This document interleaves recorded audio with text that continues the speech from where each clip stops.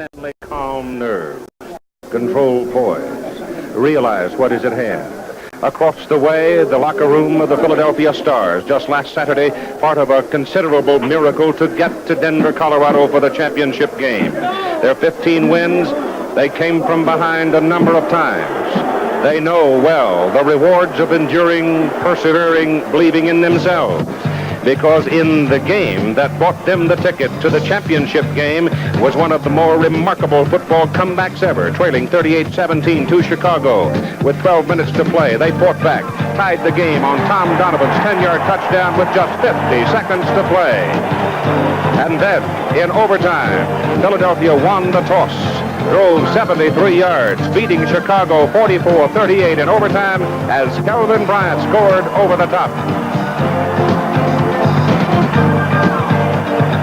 The Michigan Panthers rolling into the playoffs, defeated Pacific Division champion Oakland 37-21. John Williams scoring 5 yards out to tie the game at 7 early, and then a record USFL crowd of 60,237 roared as Ken Lacey streaked into the end zone to complete the purchase of the championship game ticket for the Michigan Panthers.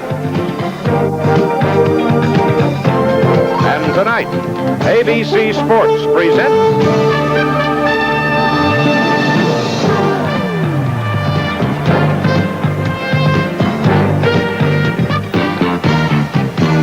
the first championship game of the United States Football League.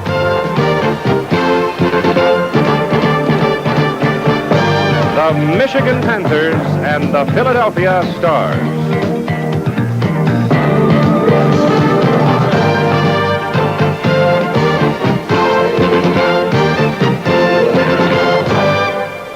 The city of Denver, Colorado, surrounded by green, the snow-capped Rockies, a skyline that continues to reach upward, glittering with its white and glass.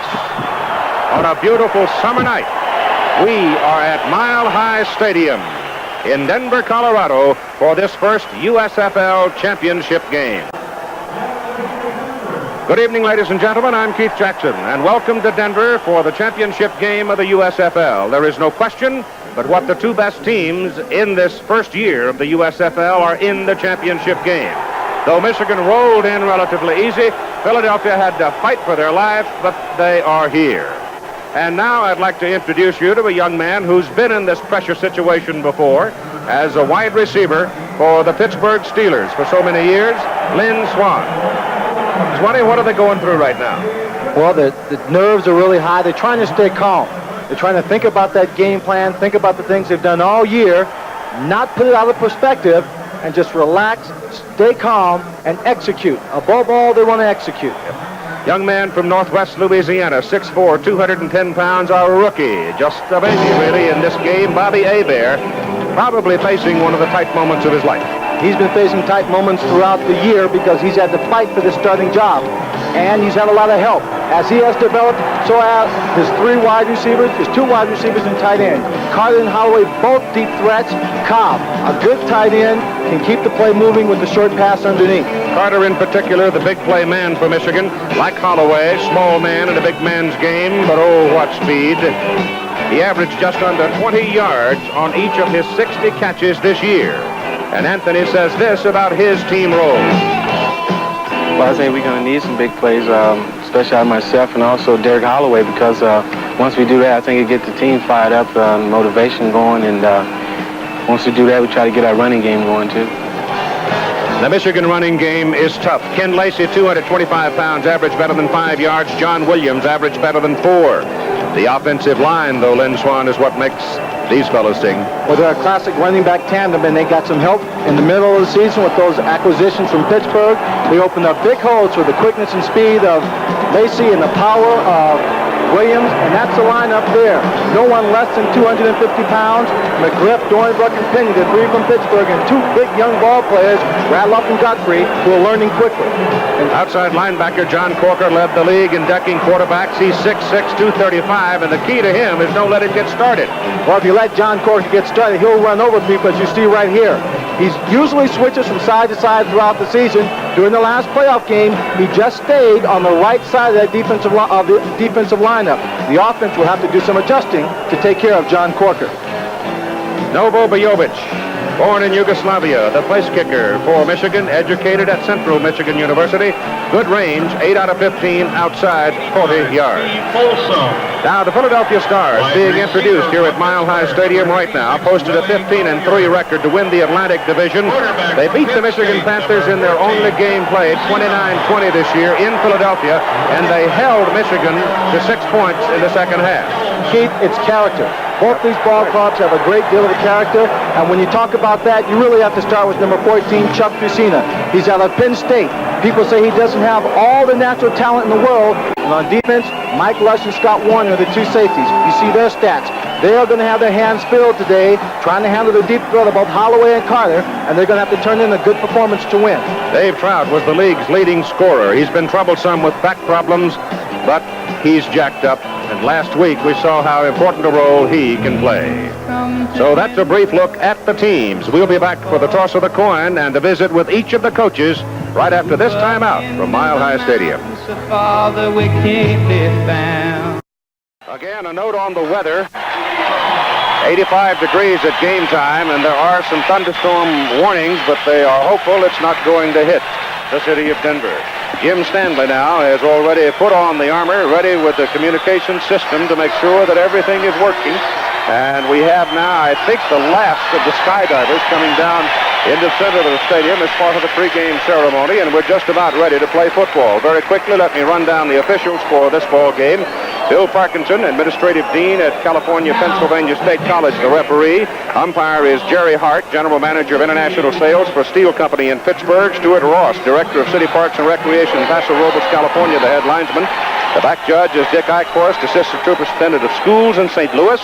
Robert Klimmer is the chairman and director of athletics at City College San Francisco. He's a field judge. The line judge, Larry Hill, who works for the post office in Landover, Maryland, a station manager.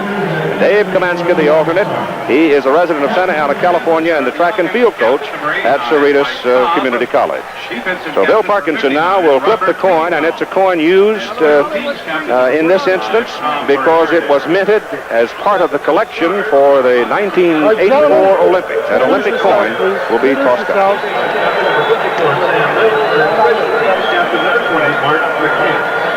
Michigan, you are the visiting team. This is a head. It's a head. This is a head. This is tails. Tails. Tails. Call the coin before I toss it. Call. He calls tails. He calls tails.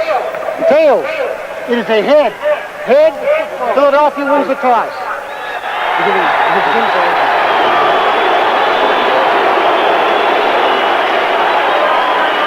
I don't know if you can call that an omen or not, but Philadelphia won the toss in the overtime, so that must feel pretty good about that. The keys to victory. That's a common phrase around the football stadium a few hours before game time. Here's what coaches Jim Stanley and Jim Mora have to say. I think the key in any playoff game is who plays the best defenses. It's obvious that both teams have great offensive teams, and I think that in a playoff situation, a Super Bowl game, or any game as far as that goes, that the team that plays the best defense has the greatest chance of winning. It's obvious that Philadelphia has two great running backs. Calvin Bryant is one of the better ones in the league. I think they have a great quarterback, and in order to slow them guys down, you have to have a good defensive team, and I think that's definitely a key for us. Well, I think defensively we've got to keep them from getting a big play on us. They've had a tendency the last few games to hit Carter or Holloway with the big play or break Lacey or Williams for a long run. We can't let them do that. Offensively, we've got to keep them off balance with motions and formation changes and things like that, so they just can't lay their ears back and come after us. And number three, we've got to win the kicking game. Well, that's how the coaches felt a few hours ago as they prepared to come to the ball game, the first USFL championship game, and Michigan will kick off. Novo Bojovic, who had a fine season for Michigan, but I noticed one thing about him. Once in a while, I think his concentration might break down a bit. He has missed some extra points when one would not have thought that he would. But when the pressure seems on and the ball game's at stake, he's been tough. It always seems the case, not just with kickers, Keith, but with any athlete. When you've got something in front of you that seems very simple, easy to do, you put your guard down a little bit, and that's just when something goes wrong. But in a pressure game like this, you don't have to worry about concentration because they all have it. Alan Harbin, rookie out of Cincinnati, to return the kick for Philadelphia, and the game is on. Boyovich hooks it, and it will go out of bounds. So he will be penalized 5 yards. He will kick from the 30. Boyovich is not happy with himself. All the players on the team, when they see something like that, they just have to continue to bridle that energy. They're ready to go out and play football. So while we reassemble for the kickoff, let us check in with our colleague on the sidelines, Tim Brent. Thanks, Keith. This field down here is hard. It is lightning fast right now. The only problem the players may have is at the north end of the stadium where they sodded it Tuesday. The sod looks like it held very firmly and has taken nicely, but there is a little bit of a crown, so if a receiver is looking over his shoulder for the ball, he could have a problem. Both teams appear loose. We're ready to go. Try that kick again. They tee it up on the 30, and right now a thunderstorm that was hanging just beyond the rim of Mile High Stadium has passed on to another location, hopefully leaving this neighborhood. I think that face right there of Jim Stanley tells you something of the pressure. Well, that's on him. That's the same kind of face he's had all year. Well, that's right. Doesn't change a lot, does it? No. Boyovich hits it very, very high, and he hit it long back to the 1-yard line to Alan Harbin. He looks for his wedge. He gets some room to the sideline. And he comes across the 30 to about the 32. Lonnell Fee brought him down for the Michigan Panthers. Chuck Fusina trots out on the field to operate the Philadelphia Stars offense.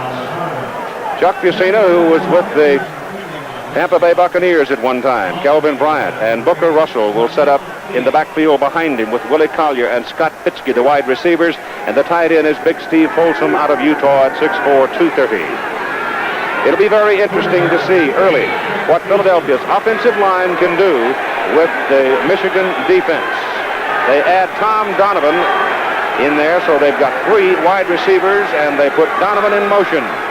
And David Greenwood, safety, goes with him as Philadelphia opens out of the shotgun formation. They drop it off to Kelvin Bryant on a screen, and Bryant is brought down quickly at the 35 as John Corker penetrated the blocking and brought him down. So he picked up only 3 yards on the play. Well, Chuck Fusina dropped back in the shotgun, and I thought they might try and come throw the ball the first play just to keep some pressure on the defense of Michigan. A safe little screen pass, but it's John Corker who gets right through the screen and makes a tackle, shoestring tackle on Kelvin Bryant. If Corker had not penetrated, Bryant might have picked up 15 or so. Donovan is out now, and Rodney Parker goes in at the wide position, and Fusina's under the center. And he's going to throw it again. He throws it short over the middle to Kelvin Bryant. He gets 1 block, but that's not enough. He is up to the 38-yard line where Robert Pennywell brings him down. Now let's check the offensive front for Philadelphia. Brad Oates at tackle, 275. Rich Garza at guard, 260. Bart Oates at center, 265. Chuck Comiskey, 280 at guard, and Irv Eatman, 280 at guard. The Michigan defense lines up with 3 nose men, 4 linebackers, and we'll give you them in just a moment. Right now, Philadelphia is looking at 3rd down and a long 2. 34% conversion rate on the season on 3rd down plays. Fusina back. He goes deep with it down the sidelines. Papitsky, it is too deep. And there was good coverage by Clarence Chapman of Michigan. It's 4th down for Philadelphia. So the Michigan defensive front of Padgett, Tipton, and company, Alan Hughes, Kyle Bourland, Robert Pennywell, Ray Bentley, and John Corker, Oliver Davis, John Arnold, David Greenwood, and Clarence Chapman do their job. Sean Landetta comes in to punt. Averaged almost 42 yards per punt on the season. His long was 72. He is a good one. Lonnell Fee and Anthony Carter are the deep people. There is no pressure. The kick is very, very high and long. It goes to the end zone. Barely. It hit on the goal line and then kicked back. It's a 61-yard punt for Sean Landetta. So the young man from Towson State does his job. Well, Jim Morris said that he felt his special teams had to play well, and Alan Harbin's kickoff return to the 30, and then the punt into the end zone. If they're indicative of the way their special team is going to play, they may have an edge in field position. We'll see when we come back in a moment. Michigan Panthers start from their 20 with Bobby Hebert at quarterback. Cleo Miller starting ahead of John Williams. John's got a sore toe. Fullback is Ken Lacey. He's a big fella, 225. Anthony Carter, the Silver Streak from Michigan, is at a wide receiver. Derek Holloway, a flyer from Arkansas, the other wide man. The tight end is Mike Cobb. Big man, very good pass receiver at tight end out of Michigan State. John Williams' toe being hurt sounds like a minor injury, but turf toe is almost a dislocation. Yep. Very painful. Very. The first snap for the Michigan Panthers. They give it to Cleo Miller. And Cleo Miller, who played 9 years with the Cleveland Browns out of Arkansas, is ruled back. But he did pick up a couple. Make it out to near the 24 before they were finally able to control him. He weighs 215. Up front for the Michigan Panthers, Chris Godfrey, 250 at tackle. Tyrone McGriff, 265 at guard. Wayne Randolph, 265 at center. Tom Dornbrook, 250 at guard. Ray Penny, 255 at tackle. Tyrone McGriff is only 265, and I'm Red Grange. Look out now, he got after you last Sunday for talking about his weight. Hebert turns and hands the ball to Ken Lacey. Great blocking on the left side. And the big guy, the rookie out of Tulsa, boats out to the 33 for a first down before Vince DeMarinis can bring him down at a linebacking position. That was number 33 on Cleo Miller, number 33. They took out number 53, Jim Brooks, that opened up the hole for Williams to go through. Philadelphia's defensive unit, Case Ofer Fielder down in front, Bunning, Howard, Mills, Brooks at the linebacking spots with Antonio Gibson, Scott Werner, Mike Lush, and Jonathan Sutton. Now Howard is out and DeMarinis replacing him at that spot. Glenn's got a sore ankle. The ball is at the 32 where it's first down for the Michigan Panthers. So that's something for their record book.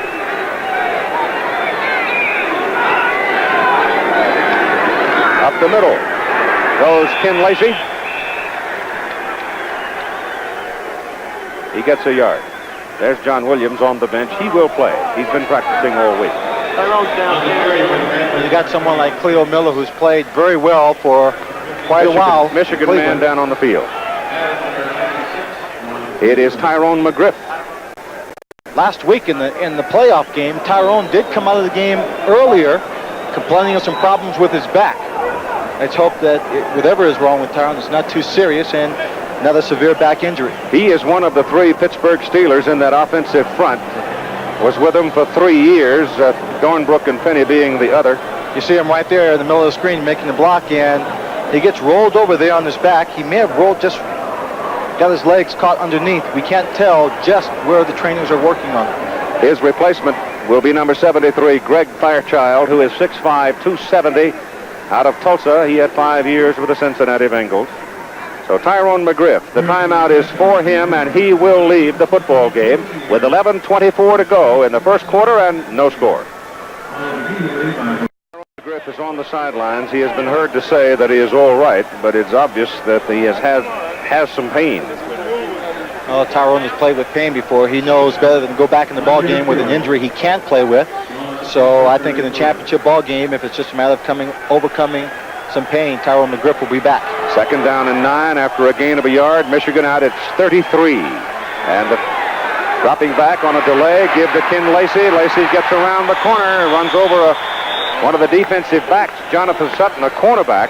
Sutton only weighs 195, and Lacey comes in at better than 220, and there was quite a collision, but he is short of his first down at the 40. Well, it gets out at the 40-yard line, which means it's 3rd and 2, and they can pretty much do a combination of things here. They send in the extra tight end, Swanee, so I think McGriff is also back in the ball game. Looks like run, doesn't it? He just minor little injury, I assume. Carter will come to the bottom of the picture now, and Holloway will go to the top, but this formation reads run for Michigan on 3rd down and 2. It could be Hebert will roll it out. He's going to put it up, and he goes with a bullet, and he made a poor choice on pass receivers. He had Don Eccles, the tight end, wide open, number 88, going to the sidelines. He tried to get it to Holloway, and by the time the ball arrived, Holloway was upside down. He tried to thread that one through about 2 defensive players who were just lining up playing in the zone, and he just couldn't get it there. So in comes David Greenwood to punt, and Scott Werner will go deep for the Philadelphia Stars. So neither team able to move a lot in their first possession. Philadelphia choosing to throw the ball, Michigan choosing to run the ball. Michigan did get a first down, and now the punt by Greenwood. There's no pressure on him.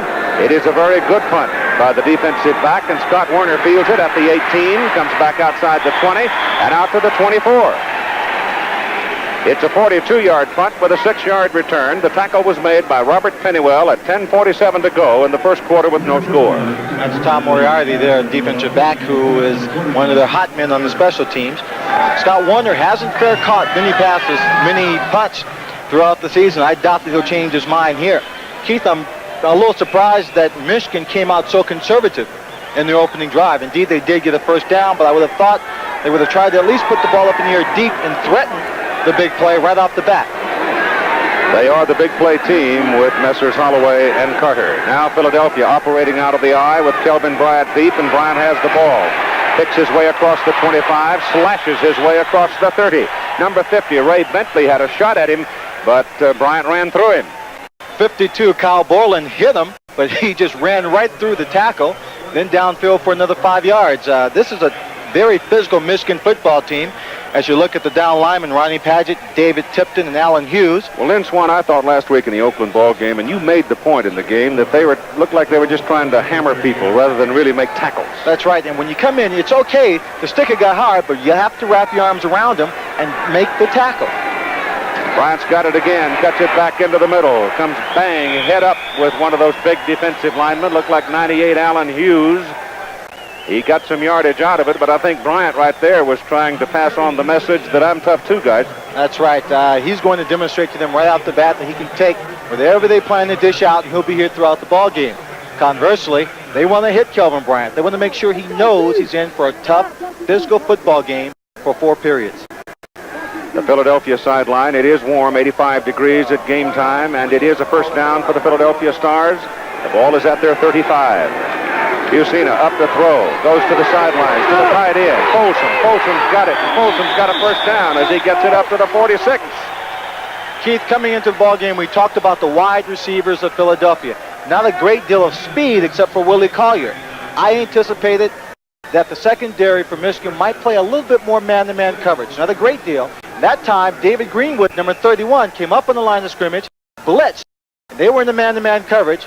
Chuck Busina wisely going for the short pass, and it's another first down.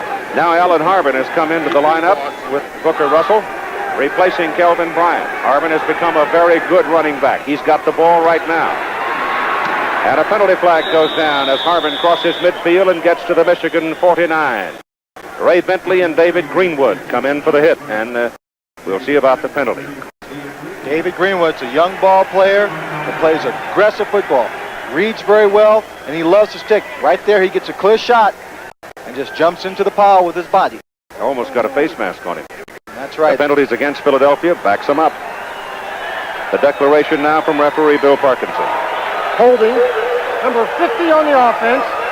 First down. Bart Oates, the center. He's out of BYU, a rookie, the brother of Brad Oates. And I'll tell you, that's 2 big ones. Brad at 6'6", 275, and Bart 6'3", 265. They used to tip the dining room. I imagine they used to have quite a few family fights from time to time, too. David Riley, number 35, is in the backfield now for Philadelphia. Fumble on the handoff. And the fumble occurred because of the quick hit on that side of the line, and I really couldn't get the man's number, but I believe it was Alan Hughes. Big number 98. Sips right in there. There's a handoff to Harbin. 98, Alan Hughes. Just jumps right in there, makes contact just as the ball is being handed off. Alan Harbin didn't have a chance to really grab hold of the ball. Alan Hughes out of Western Michigan. It's also a bodyguard for Tommy Hearns when he's not playing football. At the 33-yard line now for Philadelphia. And it's second down and 22. And Philadelphia has called a timeout as Chuck Busina wants to come to the sidelines and talk with 8 minutes and 10 seconds to play in the first quarter with no score. Carter, he hasn't been heard from yet, but he will. Yeah, he's awfully relaxed with this ball game, and you're right. I think the next series we may see Bear, and you see that's Bear's wrist. He's got some of the plays, maybe all of them written down on his wrist there. They're wigwagged in from the sidelines. He double checks it. Philadelphia comes up now, second down and close to 23. And they send Rodney Parker, wide receiver, in motion, and Busina back to throw it. He goes the sideline pattern, and the pass is incomplete. Scott Biscuit, the intended receiver, and Lynn Swan, you really got to hum that ball to throw that pattern. Well, when you come back to the sideline, you've got to come back hard. You really have to put a lot of zip on the football because even though it's only a pass, it might be 10 yards downfield, you've got to throw maybe 20, 25 yards on the angle. Now, Clarence Chapman does a good job on the coverage here, and Biscuit is driving hard back right there. Chapman's right on his back. Just a tough catch. He couldn't make it. Third down. And close to 23 with Kelvin Bryant and Alan Harvin both in the backfield now. Both men who operate at the tailback or I-back formations are good receivers. Down the middle it goes, and it is short, and it was intended for Willie Collier, and Collier was home free if Bissoon had been able to get him the ball. Yeah, but Bissoon couldn't because number 57, John Corker, at the top of the screen was coming in on the blitz. Single coverage. They're taking a chance. Number 22, Clarence Chapman, also coming on the blitz. Right there, you see Chuck Bissoon being thrown down from the back by John Corker, and it just took all the zip off that pass. Sean Landetta in to punt. First kick tonight was for 61 yards. Anthony Carter is the deep man. Carter standing back at about his 23. You got 10 white shirts up on the line. A low kick. Carter will have a chance with it from the 24.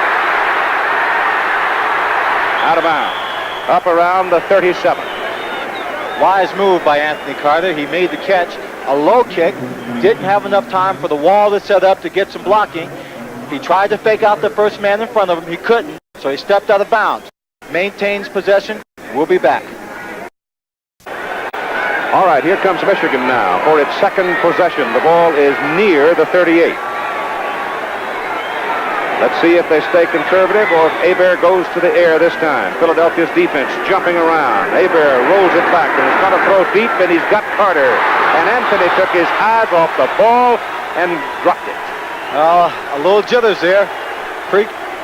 He had the right move on. He's wide open. He just didn't hang onto the ball. Take a look at this play from Scott Warner's angle. He's the safety.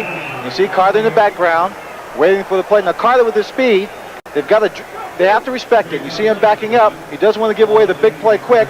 Carter drives Antonio Gibson back. And you see him right there at the bottom of the screen. He's wide open. He jumps up. Just doesn't concentrate. There's no reason not to catch that one, except he was probably peeking to see which way to go. Second down and 10. Again, Werner was up on the line. Now Scott goes all the way back to play center field. And Hebert sets up, goes short over the middle for Cleo Miller. And he's got a first down at midfield. Good little move by Cleo Miller as he just kind of jukes a linebacker there, number 52, Vince Damaris. Watch Werner now as he's right up in the line. See, now he turns around and takes off to go back and play center field. Well, the defenses you're going to see aren't going to be anything complicated. They don't have that kind of talent in the secondary that can cover an Anthony Carter one-on-one with his blazing speed, so they have to try and disguise it. They've been known to blitz a great deal, and it was their blitzing that beat Michigan in the second half, the first time these two teams met. Ball at the 49-yard line of Michigan. And Hebert back to throw. He goes down the sidelines for Derek Holloway. He doesn't hold on to it. And again, a Michigan wide receiver had a chance to make the catch. Derek started to turn it back inside and then realized that Hebert was going to nail it deep, and by that time he had lost contact with it. I think what happened there, Derek was looking for the ball inside and just hesitated for a moment, and that cost him a half a stride that would have made that a perfect catch. Jonathan Sutton, number 26, was on the coverage. Was beaten on the play. What? He's beaten on the play, but he's only playing a zone, Keith. There was help on the inside. They're playing a two-deep zone, but whenever you play it, there's the potential of a hole opening up between the corner and the safety. If the safeties cover too much of the outside, it opens up down the middle. Second down and 10 from the 49 for Michigan. No score, first quarter, 6:55 to play. Hebert's going to throw again. He swings it out to Ken Lacey. Penalty flag thrown up here. There's a scuffle going on between Derek Holloway and Jonathan Sutton. It is a big play by Ken Lacey as he takes the ball down to the 37 of Philadelphia, but let's see about the penalty. Jonathan Sutton and Derek Holloway got tangled up and they started trading some blows. And that's where the flag came from. It is offensive pass interference against Michigan. Oh, the possibility you see Derek Holloway walking away is that when you set up a screen You have to give it time to set up. Holloway may have run downfield and started blocking just a bit too soon while the ball was in the air. Offensive pass interference. Number 29 on the offense. Loss of down. I should tell you this, that Derek Holloway stands only 5'7", weighs 165. He's a little bit outsized with Jonathan Sutton, 6'1", 195. He certainly is, but I've seen in the game so far that neither he nor Anthony Carter are afraid to go in and make the blocks on the big people. From the 39 now of Michigan, 3rd down and 20. They're about 37.5% on the season in converting on 3rd down. Lacey's a very good pass receiver, but he's in there to block now. And Hebert has a lot of time, throws to Carter, and Carter makes the catch at just inside the 45 of Philadelphia, but that's short of the 1st down by about 3 yards. Good play by the defense of the Philadelphia Stars who come up, they fake the blitz, but then they just drop back with 5 people covering the short zone. You see Anthony Carter just driving his cut man deep.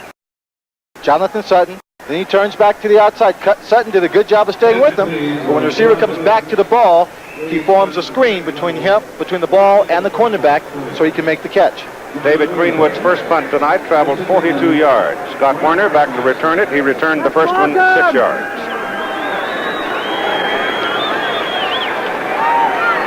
No pressure.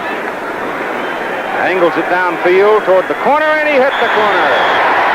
At the 6. Excellent punt. Greenwood just took his time. He got the protection. It wasn't a pretty kick, but he did what he had to do, putting the ball out the 6-yard line, backing up the Philadelphia offense, now giving the Michigan defense a chance to put them in the hole. Still a scoreless ball game. 2 or 3 ways to look at the circumstance. However you look at it, it's not cozy for Philadelphia, but it would seem to me, Lynn Swan, it's a chance for the Michigan defense to really lay its ears back right here. I think so.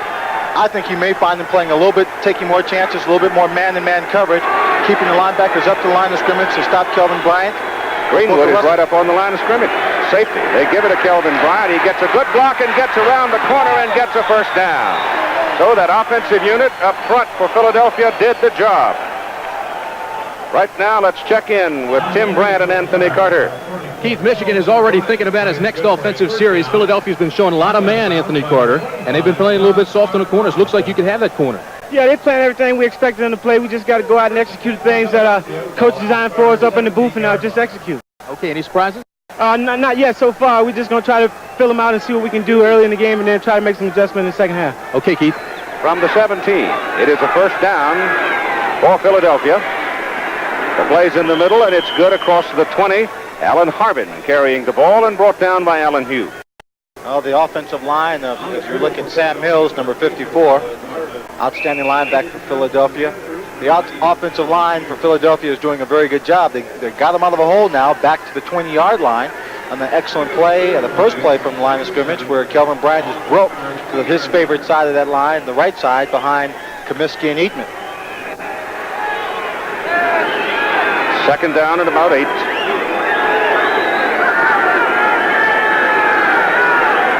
They send the tight end in motion, cut Bryant back into the middle, and it's good for a couple of yards. Well, that time it's just a little play, sliding back towards the middle, trying to soften it up a little bit. Kelvin Bryant, most people didn't realize, that's his 4th carry today for 26, most people didn't realize just how strong Kelvin Bryant is. And when Dick Corey joined us in the playoff game in Philadelphia, he said that his experience trying to coach against him is that Kelvin Bryant comes hard every play and has surprising power. Bryant is out now. 1 lone remaining back is Harbin. He will block. They've got 3 wide receivers. Fusina to pass. Big rush is on. Unloaded in a hurry, and it's incomplete, intended for Willie Collier. When Philadelphia saw Bryant come out of the ball game and that 3rd wide receiver come in, they step in there, and boy, they were really coming. Well, you see everybody up on the line of scrimmage. 31, David Greenwood in there again. 98, Alan Hughes, all coming in on the blitz. Just putting all the pressure they can on Chuck Fusina. Sean Landetta now standing back at his 10, hits it at the 12, and gets a beauty. Oh, boy, is that a dandy. Carter goes all the way back inside the 25, calls fair catch, and accepts it at the 23. That was a 55-yard high hanger. Ooh. field position. A punter can kick you right into good field position, kick you out of bad field position, and give it to your opponent. That time, Sean Landeta did it all. So here comes Michigan from just outside its 23. No score in the first quarter, 4:56 to play. The USFL Championship. Hebert hands the ball away to Cleo Miller, and Miller is slowed down and then brought down, and the man coming up to slow him down was Scott Werner, the strong safety. Scott Warner read the play, just came up to turn it back inside. Play bounced to his outside. He grabbed hold of him, but Cleo Miller, using his leg drive, just got away from him and picked up a couple of yards. It would have been a loss of about 2 if he had been able to hold on to him. Miller in, replacing John Williams, who has a turf toe. John, a big rookie out of Wisconsin that was almost a specialist in short yardage plays for Michigan this year. Gain of about 1.5 yards on that carry. Hebert gives to Ken Lacey, the big rookie out of Tulsa, and he is a hammer as he goes across the 35. Hello, Antonio Gibson. My name is Ken Lacey. Ken Lacey took that ball using his speed to turn the corner in the outside. Antonio Gibson came up for the tackle. Lacey said, I'm not going to run around you. I'm going to give you something. He just ran right into him, popped his helmet off, and picked up the first down. 2 rookies, Lacey from Tulsa and Gibson from Cincinnati. Lacey now 26 yards on 4 carries. The ball is just over the 35. It is a first down for the Michigan Panthers. Carter and Holloway come to the same side now. The bottom of the picture, that's terrifying for the defensive secondary. And Hebert is going to find one of them. He's going all the way for Carter. And he can't get it. Yeah, he tried to put it up deep. And Anthony Carter was just watching the ball, trying to float in underneath it. Jonathan Sutton was back with him, stride for stride, and had a great opportunity to catch the ball himself. See right there. Now watch Anthony Carter's right hand. See if he just doesn't come right out there. A little receiver trick, trying to get a little push in there where the official doesn't notice it. But then you see Lush. Lush is a safety, the free safety. He's reading this play. He's got to cover Derek Holloway. He's coming over, but he can't get over there in time to help. Hebert is now 2 out of 7 for 29 yards in the ball game. It is second down and 10 for Michigan, just over the 35. Frank McLean comes in now. Anthony Carter goes out after that long run on a hot night. Philadelphia showing him a 5-man front as Hebert drops on second and 10, swings it out to Lacey, and down he goes. Number 59, John Bunning, who came out of North Carolina 12 years ago, played 11 years with Philadelphia Eagles, and he made a big play right there. And with all that experience, you would know that John Bunning would be able to recognize and pick up that screen. But number 91, Buddy Moore, puts on the pressure, forces a pass. Lacey makes a catch in spite of the hot breath of John Bunning coming down his neck. Ball is down just inside the 30 now, where it's third down and almost 6 behind the original line of scrimmage, which will make it 3rd and 16. Carter is back in. Hebert to throw. Has time. He's got a lot of room to run now, and the penalty flag goes down. And Hebert slides across the midfield stripe to about the Philadelphia 49, but let's see about the penalty. The penalty flag is about the 35-yard line, Keith, and when it was thrown, I didn't see anyone in that area. Might have been some holding back around the quarterback. But Carter's up there. Anthony Carter is always around. It is a holding, but it's against the defense. So they'll surely decline that and take the play, which will be first down at midfield. Keith, that was such a big hole, and there's a very specific reason for so much running room for Bobby Hebert. He drops back to pass. The speed of Derek Holloway. On the defense, number 23, penalties declined. First down. And Anthony Carter take off flying downfield. The secondary has to drop back to give them room in the cover. He sends all of the backs out of the backfield. They spread everything out. The linebackers, the down linemen are inside. There's nobody in the middle. Bobby Hebert wisely recognizes it and takes off. Didn't hesitate on this run. Picks up the first down and drops to the turf so he doesn't get hurt. Ball's at midfield. Again, they're showing a 6-man front now, but Werner comes out of there in a hurry now to go back and play deep, and Hebert rolls it out. He has Lacey, but he chooses the middle. Mike Cobb, big play. Cobb inside the 20, and they've got him at the 13. First down, Michigan at the Philadelphia 13. Mike Cobb.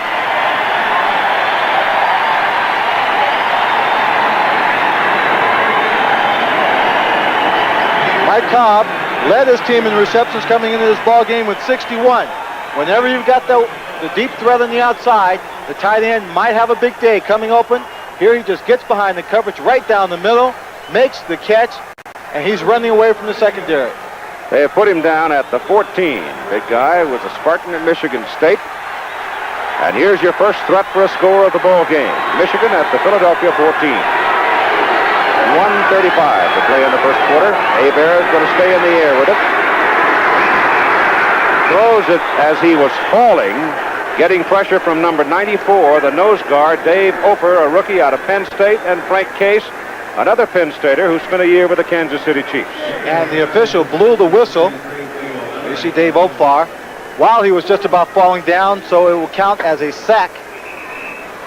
Minus 6 yards on the play. I imagine Ofer and Case will split it because both of them had a piece of him, and the loss is back to the near the 19. Lost almost 5.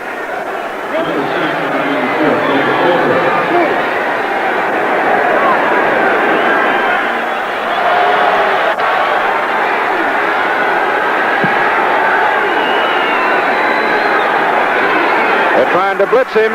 The pass is away, caught by Cleo Miller, and Miller is dropped at the 16. They got 3 yards on the play, and the blitz caused it. Well, whenever you can blitz, you always run the risk. Jeff Gabrielson making the tackle. Whenever you run a blitz, there's always the risk of a big play, but if you execute it well, you either come up with a sack or you force the quick pass to the receiver, and you make the play by keeping him within 5 yards as far as the gain is concerned.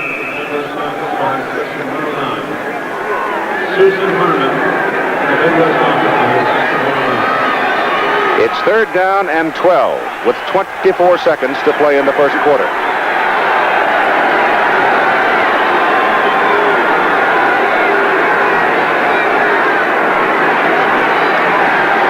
He reads the field, he goes for Carter, and it's incomplete. And had it not been for the coverage of Scott Werner, it's 6 points because Carter worked hard on the ball, but Scott Werner made an equally good play. Oh, Anthony Carter would have come up with a great catch there. Let's take a look at the isolation. He's going one-on-one against Jonathan Sutton. He misses a bump there, but he rolls inside. Now Scott Werner will come up right there, making the play for the ball. Anthony just can't hang on to it. Good play by the safety, Scott Werner. 33-yard field goal try coming up now by Novo Bojovic for the first score of the ball game. Whit Taylor, rookie out of Vanderbilt, will hold. 33 yards. Plenty of leg, and the kick is dead center. So with 3 seconds to play in the first quarter, the young man who was born in Titograd, Yugoslavia, came to this country, went to school at Central Michigan, and it's been verified he was a character there too. Well, I know he can take that kick and read about it tomorrow and put that in the scrapbook, scoring the first points in the championship game. You see Bobby Hebert taking a little oxygen here at Mile High Stadium. Getting the oxygen into the lungs is going to be a problem. Last time I played in this football field, about the second half, although I felt I was in pretty good shape, I thought it was the beginning of the season all over again. Just couldn't get enough air, felt fatigue, and that's going to be a factor in this Michigan team if they continue to go deep so often. Young man you're listening to is Lynn Swann, who played so many years, was a great star at USC with the Pittsburgh Steelers, and had the good common sense to retire at an age when he could still run the 100. Here's Tim Brett for a moment. Standing with Irv Eatman on that offensive line, and Irv, they've been throwing a lot of blitzes at you. How do you stop them? Well, we're doing all right. They're getting a little pressure right now. They really haven't hurt us that badly. Basically, it's our own mistakes that's hurt us so far. But I think if we settle down a little bit, keep executing our game plan, we'll get it done. I saw you having a few words with Ray Bentley, the linebacker. Well, I think it'll be like that the rest of the game. It's an intense game. You know, they got something to say. I definitely got something to say, so I guess it'll be like that the rest of the game. All right, Keith. Herb Eatman, who came out of Dayton, Ohio, went to UCLA as a sophomore, had one of the great defensive games I've ever seen against Ohio State. Then they switched him over to offense, and he's happier there and playing there as a pro. The kick goes deep into the end zone, and Harvin will not bring it out. Allen took a look upfield, saw that he had no wedge formed. No point in not coming up short of the 20. So that's where Philadelphia will have the football. Their own 20. And we begin the second quarter of play in just a moment with Michigan leading 3-0. You see the total yards for Michigan, 109, but that's a bit misleading. A lot of that's come from recapturing the same territory. They've been knocked back a bit, had a couple of penalties they've had to make up for, and it's the foot of Boyovich that's given them the edge so far. Philadelphia from the 20, now with Michigan leading 3-0. And the handoff to Kelvin Bryant, caught behind the line of scrimmage and thrown down. As the Michigan linebackers did not bite on the misdirection. They didn't bite. They came in, but it was number 65, David Tipton, that came in, made the play. He was just standing there, and Kelvin Bryant went one way, came right back to him. He reached around, grabbed him. Kelvin almost slipped away from him before he was brought down. Tipton out of Western Illinois, played with the Patriots for 3 years, up in Hamilton for a year, and was traded by the Chicago Blitz over to the Michigan Panthers early in the season.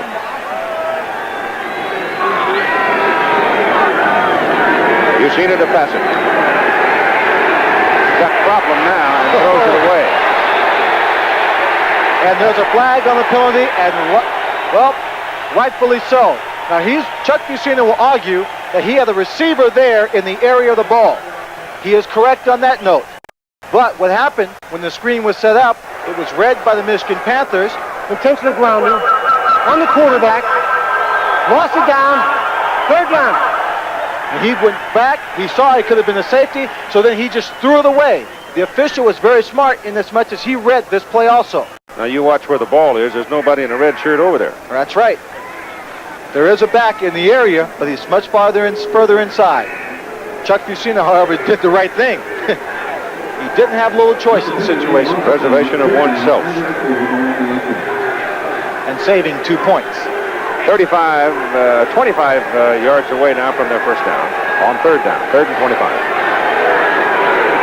Ball is at the 5. Out of the end zone. Got to run it. He gets some help from Kelvin Bryant. Bryant took on John Corker. And you know who went down? John Corker. There you go. Bucina tiptoed out of bounds up near the 7. That brings up 4th down. Now watch this. John Corker coming up, faking the blitz. He's 57. He's just reading the play, playing a zone, don't want to give up all the ground. Now he sees Bucina coming out of the backfield right there. Kelvin Bryant just waited for him, dropped his butt down, got his knees down, and laid one on him. From the end zone now, Landetta, who has punted 61, 43, and 55. He needs a big one here. They're coming.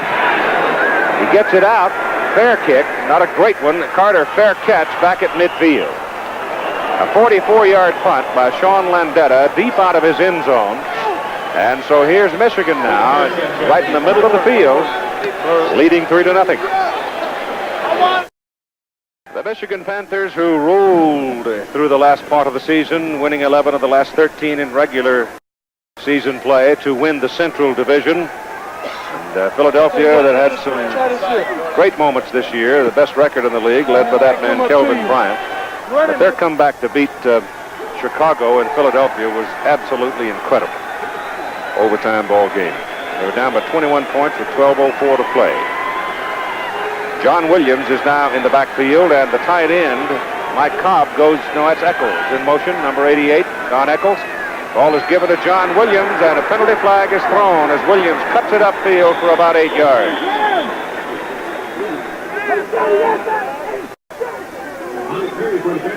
That's in the area where that holding is usually called. 23, Antonio Gibson is clapping his hand.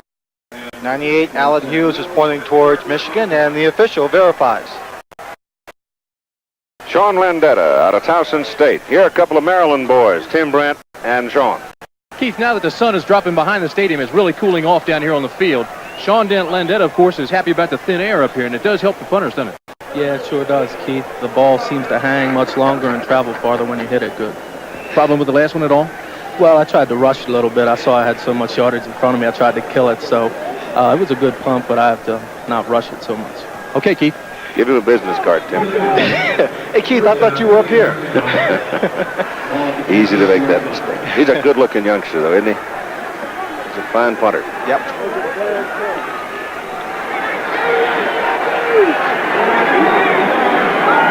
Ball is back now on the 45 after the penalty. Hebert sets up on 1st and 15. Williams was not looking for the ball. John drifting out of the backfield and across the middle, and just simply didn't expect Hebert to throw him the ball. Yeah, he had a little unexpected company down there, too. Gary Hart, number 66, there, was down there, and he's the umpire. Just probably had John Williams looking at him instead of the ball.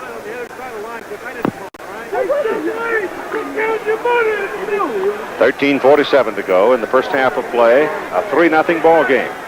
Michigan has gone for the big one 2 or 3 times already with Carter and Holloway. On 2nd and 15, they might do it again. Hebert back. He's looking for the long man, goes short instead, and big Mike Cobb. And they say he dropped it. He jumped up in the air, caught the football, then on the way down, it just popped out, and the official was in the right position to make the call. 25 is going to make the tackle on him. Scott Warner. That's Scott Warner. It's Mike Cobb. Comes down. Bobby Hebert is looking, and he's got a lot of pressure. He gets the ball away. Now watch Cobb. He'll go up, make the catch. Warner grabs him around his ankles, and just as he hits the ground, the ball squirts loose. Normally you'll find the strong safety lining up and playing against the tight end. And he's playing against a big tight end right now. I'll say 6'5", 255. Cleo Miller is back now. Williams is out. Hebert's 5 out of 13 for 62 yards. On 3rd and 15, no pressure. His pass is away for Carter, and he's got it. And a first down at the Philadelphia 34. Bobby Hebert, Anthony Carter. Bobby Hebert, he's got the arm. He's a young lion leading this football team. Made the play. They're playing a zone defense. Bobby Hebert just drops back, gets plenty of time. He's got the great confidence in his offensive line. Just zips that ball right downfield. Look at the people around Anthony Carter. He still concentrates. Roger Jackson, 24. Mike Lush, 27. Antonio Gibson, 23. And it's a big first down for this Michigan team as they have to fight their way back from a penalty. Panthers, scoring area now. Frank McLean is in, number 82 at a wide spot. 2 tight ends. Hebert looks at the defense. Doesn't like it, calls a timeout. 12 minutes and 50 seconds to play in the first half. And with the opportunity at hand, first down on the Philadelphia 34, didn't want to mess it up. So he called timeout. He'll go over and talk to the coach. We'll be right back. Bobby Hebert's had his talk on the sidelines, and Jim Mora there wearing the headset, concerned that his defensive alignment and his people on the field have not been able to shut down the Hebert to Carter connection so far. But then few people have this year. That's right, and it's going to be tough to come close to it today. On first down, they send Eccles tight end in motion. Hebert gives the ball to Cleo Miller, and he's got some room. Close to a first down. He got a good block by number 61, Tyrone McGriff on John Bunting to get out of the backfield. As we take a look from ground level, Jones right there. Tyrone McGriff just cuts him right down. You see Scott Warner dancing with Mike Cobb as Cleo Miller turns the corner, then challenges Mike Lush one-on-one. Penalty's going to wipe that out. Come back to the 34. Tyrone's got his arms wide open. Dornbrook, his arms wide open. They can't understand what the penalty is being. 5 yards. Bill Parkinson will tell you. Illegal formation. Number 74 on the end of the line did not report. Well, they uncovered the tackle now. Ray Penny was uncovered as the tight end was flexed back. That made the tight end eligible, and he didn't report. And so number 70 is not an eligible receiver's number. That's right. And the ball players, with the exception of 1 or 2 players on each team, like Holloway 29, Carter being number 1, have to wear a number according to position. Supposedly it helps the linemen or the officials identify players in various parts of the field. Penny did not notify the official that he was going to be an eligible receiver. First down and 15 as the ball comes back to the 39 of Michigan. Hebert's back. He's looking at Miller. He's going to be sacked. Brought down from behind by number 53, John Brooks, out of Clemson.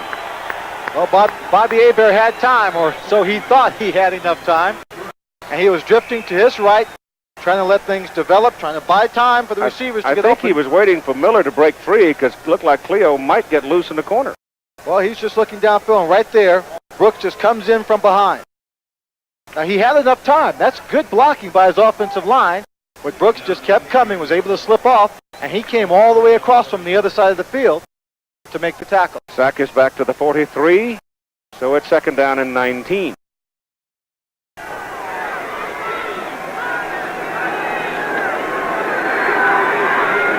Hebert to the sidelines. Carter dropped it.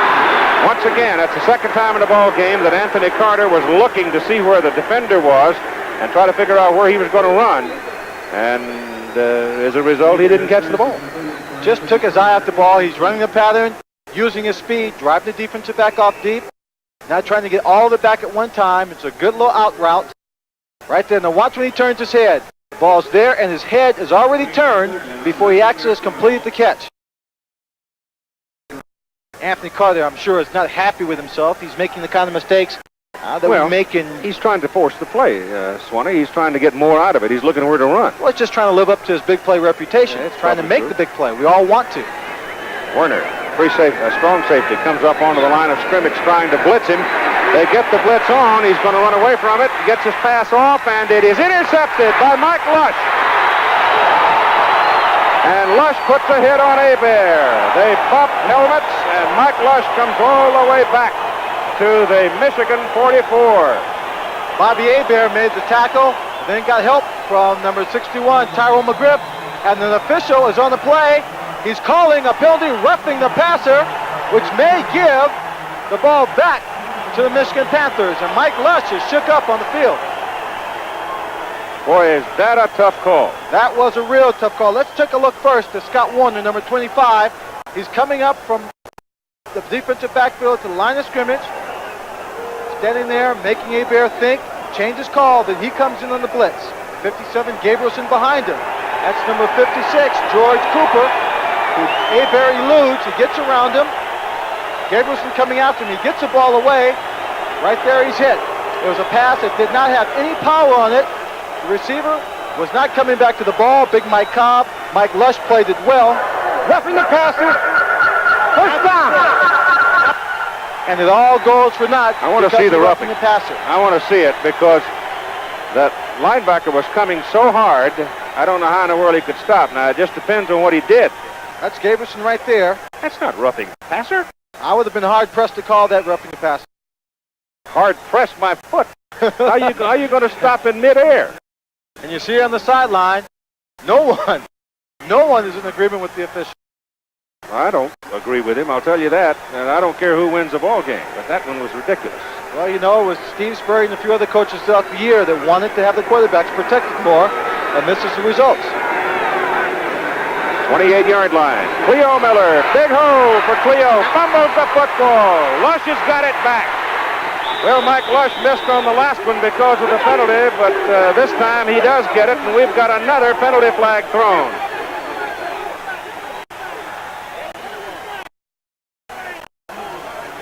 Got some tempers going down there now. Well, we got people who are upset, obviously, by the last call. That time on the sideline after the player was going down, there were several players who were coming over the top, trying to get in a hit, trying to make a block. Line judge Larry Hill made that call, and it's a personal foul against Michigan. So maybe that will assuage the Philadelphia temper over the last call. Let's take a look at the fumble. Cleo Miller gets the handoff, turns it upfield. See right there, a good block by Tom Dornbrook. Turns it right up. Personal foul. And number 23, Antonio Gibson. First down. Antonio Gibson. He just reached in and stripped it away, and Mike Lush comes up with the ball. And now Philadelphia's out to its 38. Penalties now, 5 for Michigan for 40 and 3 for Philadelphia, 38. You've seen it to throw it. Throws a swing pass out to Alan Harvin, and Harvin is run out of bounds, short of the line of scrimmage. He moved it up to the 47. See Mike Lush, he intercepted one, had it called back, and took a pretty good pop from Hebert and from Tyrone McGriff, then picks up the fumble to trying to get his ball club back into this game. Michigan leading by a score of 3-0 on a Bojovich field goal of 33 yards. Right now, no one's over Scott Fitzgibbon. He's waiting. Right, he's uncovered at the bottom of the picture, but they go the other way to Kelvin Bryant. He's got the first down and then some as he crosses the 45 down near the 44. Ray Bentley made the tackle. Number 50 came in, made the play. Good thing you tripped him up because Kelvin might have been gone. Just takes the ball, gets a good block right there by Booker Russell. He turns it upfield, straight arms the player, but he's tripped up. And he's down. Collier comes to the bottom of the picture. Fitzke to the top. On first down, Philadelphia at the Michigan 44. Bryant running in traffic down to about the 41. And he had big number 76, John Banaszak, holding onto his hip pocket as he went by. John Banaszak getting new life, a chance to continue playing football. Played in Pittsburgh, starting in 1975, and is the owner of 3 Super Bowl rings, and told me before the game that he wants to win this ball game to make it an even 4 to catch up with the rest of his old teammates. Second down, call it 7.5. Pennywell directing traffic defensively for Michigan. Busina back to throw it. Pressure's on him. He gets it off short over the middle. Harvin is open. Greenwood saves it. The ball goes out of bounds, and Philadelphia keeps it, and that's a great play by David Greenwood. Greenwood is 6'3", 210 pounds, a rookie out of Wisconsin, and he is a hitter. And that was a great demonstration of it. Chuck Busina took a long time at the line of scrimmage. Reading the defense, he saw blitz, read it all the way, had enough time on the shot, on the clock, on the 30-second clock, to audible at the line of scrimmage. He made the audible, his lineman picking up the blitz. You see Corker at the bottom coming in. He's picked up. They give him enough time, and then Harvin just slips away from his coverage. And right there, Greenwood with the right hand just whips it around his shoulder, knocks the ball Harvin loose. didn't have it put away either. He had it sort of floating around out there along the local thread. Busina back to throw it. Runs away from Banaszak. Goes deep into the end zone. It's incomplete. And that's a great play by Clarence Chapman. Excellent play by Clarence. Fitzke, the intended receiver. He was with Fitzke stride for stride. Fitzke looking back for the ball. Chapman concentrating on the receiver, and just at the last moment, he turned around and got a hand in on the play. Chuck Busina doing a good job with his quick feet getting away. Let's take a look at Fitzke. He comes off, gives him a little fake inside to get him turned. He has to do that because he doesn't have the foot speed naturally to do it. Right there, he had a chance, but Chapman gets a hand in, knocks it away. Well, first time Philadelphia had gone for the big one. That's right. They're getting, again, more man-to-man coverage. Ball is on the 29 of Michigan. Busina back. Again goes the other way, and it is touchdown! Caught by Rodney Parker.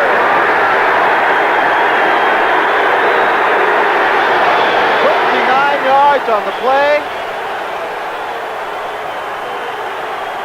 But on the field, there seems to be some confusion, and they bring in the ball back to line of scrimmage. Let's take a look Signal at touchdown. Rodney Parker. He goes inside. It's a classic flag route. He's got Oliver Davis underneath. Just bursts away from him when he sees the ball. Maybe he's out of bounds. And right there, he makes the catch. Oh, Didn't the ball hold the pops ball. loose there. So they call it an incomplete pass. The official's arms went up signaling touchdown in the corner. He didn't see it until the ball rolled away. And so it is an incomplete forward pass.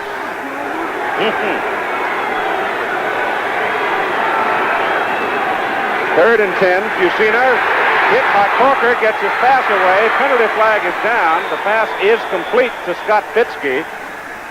Short of the first down. John Corker just a hand grip away from getting a sack in this ball game. And that's Bart Oates, number 50, signaling it's against Michigan. It'll be a first down. John Corker led the USFL in sacks with 28. They have thus dubbed him Sack Man. He comes up Right there around the top. He just couldn't grab him. Just his hand slipped off the shoulder pads of Fusina, and he was allowed to throw the ball. Holding. Number 21 on the defense. First down. Oliver Davis. So Philadelphia gets the first down at the Michigan 23 now. And the Michigan defense starting to get ornery again. And when they get ornery, boy, you better call for help. Mistakes. They get more physical, but they continue to make mistakes. Parker had a ball for a touchdown. Official called it, but the ball rolled away from him, and they lost it. And Fusina on first down, bootlegs it out, gets the pass off, and the pass is incomplete. Steve Folsom, the tight end, went down. The pass was short as Fusina bootlegged it to his left and tried to throw it right-handed, and he didn't get a lot on it. And that's go to Tim Brandt now with Mike Lush. Thanks, Keith. Mike Lush, of course, involved in those 2 turnovers, 1 nullified. And your partner, Scott Warner, of course, was on a blitz one time, so he didn't have much help, but it had to make a difference. Well, it did make a difference. Many times, we have a lot of good pressure. He'll put the ball in the air, and it's just up to us to react to the ball. That's what happened on that particular play. We forced him outside. He threw the ball up, and I was luckily there to get it. Okay, let's go back and watch the offense. 9:44 to play in the first half. Second down and 10 for Philadelphia. Michigan 24. They hand the ball to Alan Harbin. Harbin runs out of one tackler and gets the first down or very close to it. We'll see where they threw him out. John Arnold, a rookie out of Iowa State, came out of the defensive secondary and made a solid hit on him. Bringing the ball to the outside, number 50, Ray Bentley, inside linebacker, rookie from Central Michigan, had a shot, just couldn't get there in time. Alan Harbin turned the corner on him, picking up the first down. Jim Stanley now a little concerned about his defense. They're playing physical football, but they're making mistakes, and I don't think they're executing the strategy as the way he wants them to. Third down and a yard. Rodenberger, a third running back, a reserve fullback, is in. He caught a touchdown against Chicago last Saturday. He's in to block. Kelvin Bryant swarms over the right side and has it. First down for Philadelphia right around the Michigan 12. Kelvin Bryant not happy right now, having some words with Greenwood. That's unusual. Herb for Eaton Kelvin comes Bryant. up and says, "Come on out of there now. I'll do the fighting. You He's do the returning running." the favor. Against Chicago, it was Kelvin Bryant that pulled him away. Well, these two teams are made up of people who are competitors. Competitors, and you talk about drafting players with character. Oh, Yep. Both these teams are laden with character. Exactly right. Double wide, bottom of the picture on first down from the 12. That's Fitzke in motion. You've seen a fumble to snap. And the Panthers were all over him. He'll lose a yard, probably. The official comes in. He's right on top of it, signaling that Philadelphia still maintains possession. So everyone, get on up. Don't try and take it away from them. Swanee, I've never seen anybody, I don't think at any level, play 3/4 of worse football than Fusina did last week and then wind up a hero. He did, but what happened just there, kid? You mentioned it last week in the game. Chuck Fusina didn't have his hands together when he took the snap. Yeah, right. The ball went right between his hands. It is second down. It's about 12 near the 14. And timeout, Philadelphia. Timeout. Philadelphia. That's our second timeout. Get away. Got one left, 8:15 to go. 3 seconds were on the 30-second clock, and Chuck Fusina was reading the defense. Couldn't exactly figure out what he was facing, so he uses up another timeout. So they save field position in this scoring drive. Second down and 12 from the 14.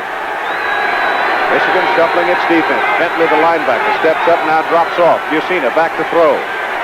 Gets it off to the corner for Fitzke. No. Incomplete. And again, it's Clarence Chapman doing a good job for the Michigan Panthers. And it was John Corker again coming in from his linebacker position, putting pressure on Chuck Fusina. Clarence Chapman was in the right position. Scott Fitzke went up to make a good grab, but he was out of the end zone. Parker comes out, who had the almost touchdown. Only a 3-0 ball game. David Trout warming up on the sidelines in case he gets a call. Third down and 12, Philadelphia.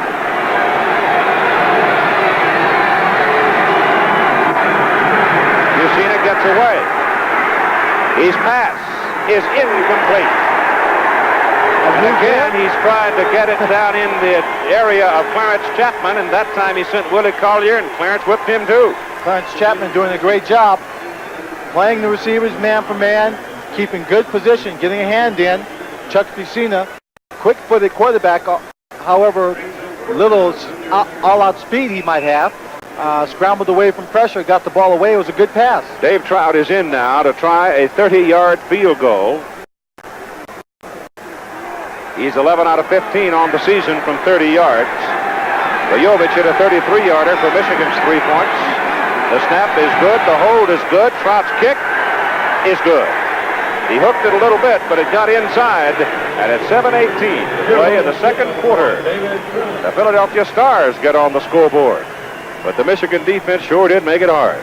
It's 3-3. 7:18 to go in the second quarter. 3-3 ball game. Trout will kick off deep for Michigan. Lonnell Fee and Jerome Stelly, 86 and 81 respectively. Fee, the principal. And then the Panthers like to return it. They use Carter on punts, but Fee on kickoffs. Trout's kick is a floater. It's touched. Better down it and cover it, guys.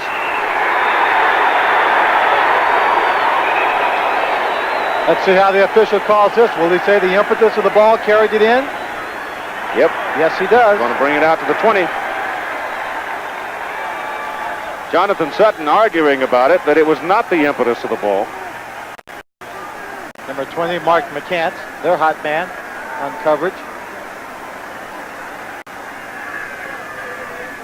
I would not like to be wearing a striped shirt down there tonight. Because there are too many cameras, too many eyes, and a lot of vigor. Well, Mr. Jackson, would you like to be wearing a striped shirt anytime? No. Tough job.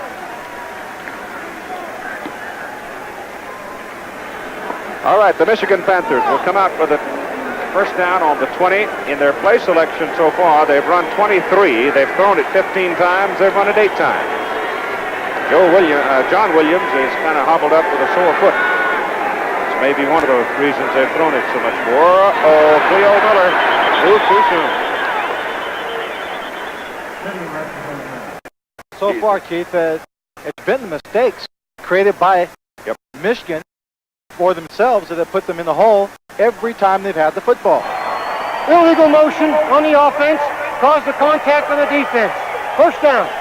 Tell you, if Michigan had, at this point, didn't have a mistake, they would have 2 touchdowns probably. Very possible. Very possible. Rodney Parker now with Tim Brent. Controversial calls, Keith, as you well know. One of them, Rodney Parker, was signaled having a touchdown. Did you think you were in? I thought I was. It looked good to me when I hit the ground. The ball just got away, but I thought I was in for a touch. Okay, back up to you, Tim.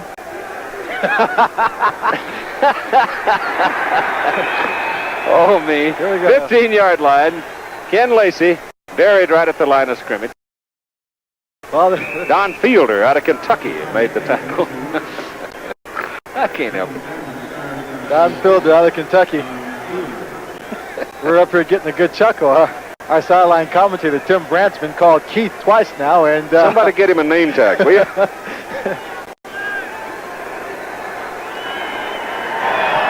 Second down. 15. Michigan at their own 15-yard line. Lush comes up, shows blitz, and then goes. And a whistle stops it. 30-second clock, run down. Well, obviously Bobby Hebert was checking off. Number 11 on the offense.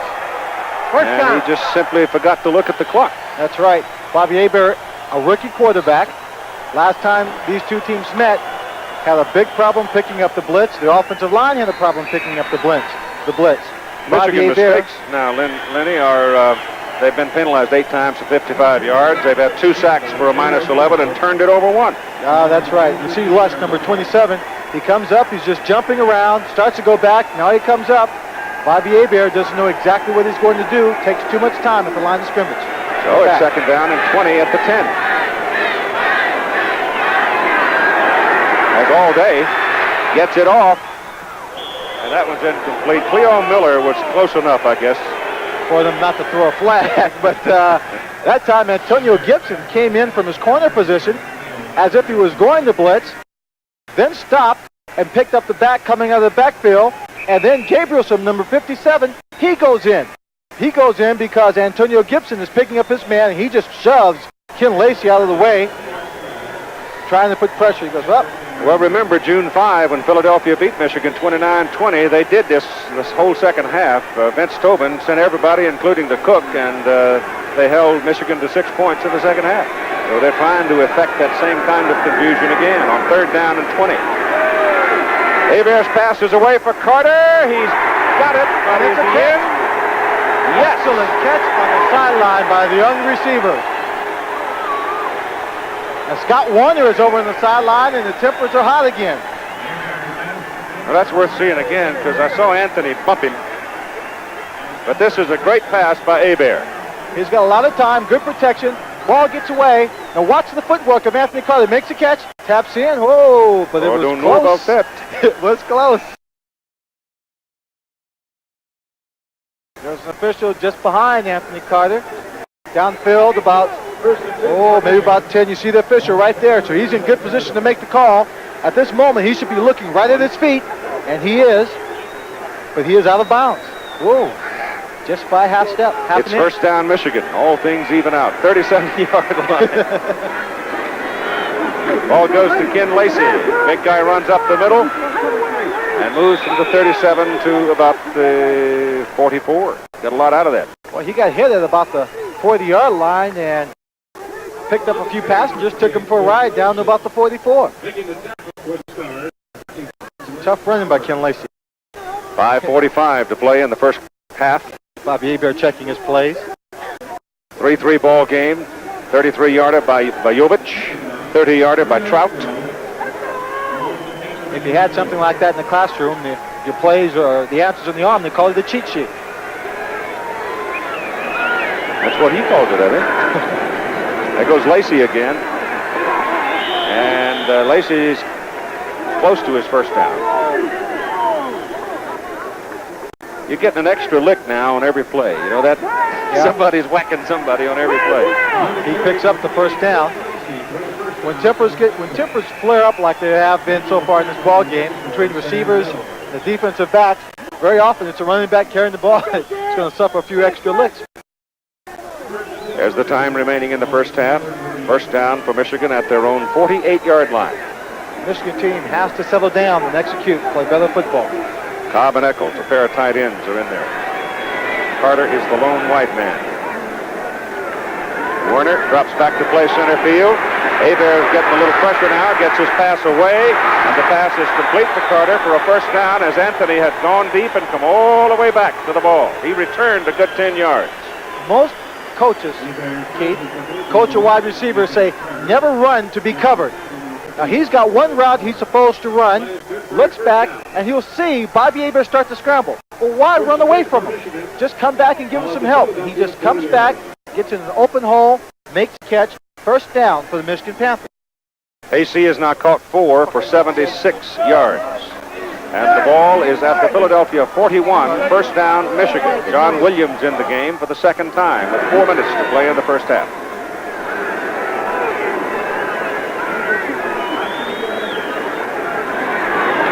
Hebert's pass is incomplete, and that'll be pass interference on Jonathan Sutton, number 26.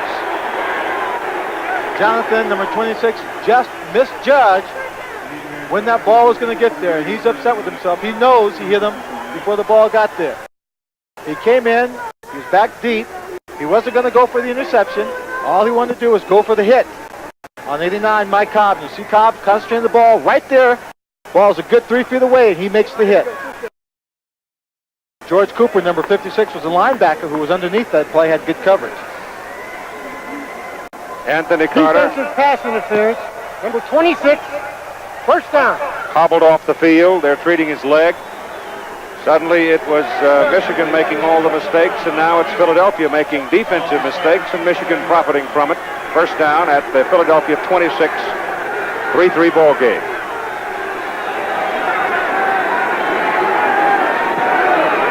Ken Lacey to the 20. Ken Lacey running behind the blocking of Tyrone McGriff. Pulling out there. Big number 70, Chris Godfrey.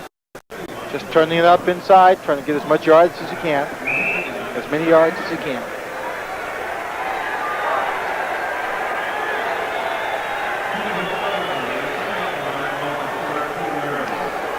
Carter's back, having rubbed the bruise off. Radloff has left the field, the center, and Matt Braswell. They're both from Georgia. Braswell is in, snapping now. Lacey hit behind the line of scrimmage by number 59, John Bunting, and he's dropped at the 25. That time for Bunting, it was just a matter of reading the play, using his experience. You see him right there, 59 on the outside. He just jumps over John Williams to make the play. Slashing in from his outside linebacker position. John Williams knows better than really to try and cut someone like that. He's got to stay underneath him. When you've got that running back who's a little bit farther behind you, you've got to stay underneath that linebacker, pop him right in the chest and drive him back. 3rd down and 9 from the 25 of Philadelphia. Werner comes up and shows blitz. Now he drops off. Hebert retreating, looks for Carter, goes for Carter, and he's got it. And he's going to... No, he's out of bounds. He's out of bounds. He's out of bounds. Anthony Carter. But he's got a first down. He's got a first down. He's got a lot of heart. How did he catch it? Concentration. I thought he was pretty well covered. Let's watch AC, Anthony Carter. Number 1 pick out of Michigan. A simple out route. Antonio Gibson, 23. That was Roger Jackson. Came over the top. 23 yards on the play. Tried to knock the ball away, but he didn't. And look at Anthony Carter try and take on number 27, Mike Lush. They marched the ball back at about the 10-yard, at the 12-yard line. He stepped out at the 12. Just at the 12-yard line, saying he stepped out of bounds there. Michigan has called timeout now. Bobby Hebert wanting to check everything. They have 1 remaining. You have 2 minutes and 20 seconds to play in the first half. Now, when they come to the 2-minute mark, the clock will stop. And, of course, in the last 2 minutes of each half, the clock stops for the change of move. Let's listen.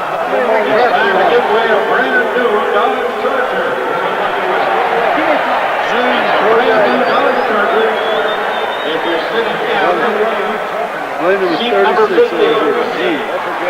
Roll. That's light. Screen light, 1, 2. Section. Hey, Mark, where's that on the corner? 31. What number you got? Southwest corner field. 36.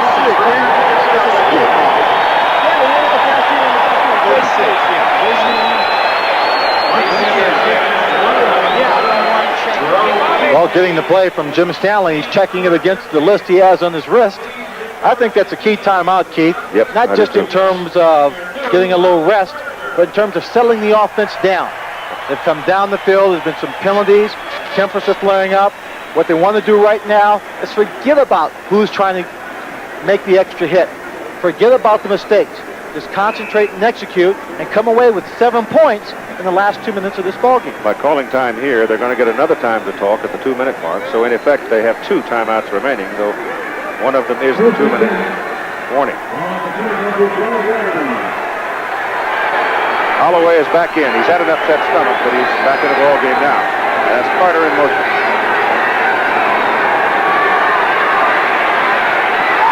Holloway's wide open. Touchdown.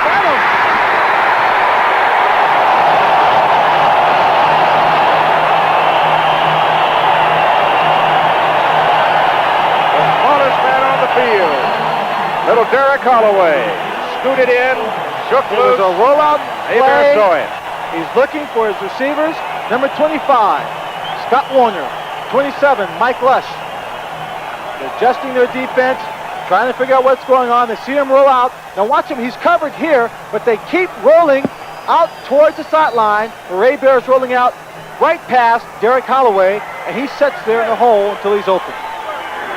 So the Panthers put a touchdown on the scoreboard, and Bojovic for the extra point. It is good. Now with 2:11 to play, the Panthers jump out to a 10-3 lead. There's the touchdown catcher right there. Huh? It only took them 9 seconds, Keith, to get 7 points. Again, they're rolling out. Everybody on the defense of the Philadelphia Stars, good pressure on Hebert, just continues to roll, and they roll right past Derek Holloway. This ball floating in the air, not a lot on it, but that's how wide open Derek Holloway was. The ball could just float, take its time, and get there. No one else but Derek Holloway was close. It helps to be 6'4", 210 pounds, and be pretty quick and have a big, strong arm, which Hebert has. And he certainly does, but even on that play, Keith, it just wasn't much on it. Just wide open. Let's take a look at the linebackers and see how they play it. Sam Mills, 54. They're reading it, dropping back. All of them sliding towards the sideline. And look at them, just waving. Here I am. And so it's 10-3, Michigan, as Vujovich loads it up to kick it off from the 35 as Michigan goes 80 yards, 10 plays, using a little over 5 minutes to do it.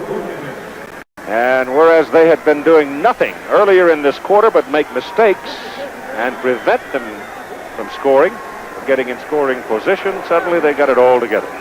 And Philadelphia made a couple of mistakes. Vujovich kick, high, very high to Harbin.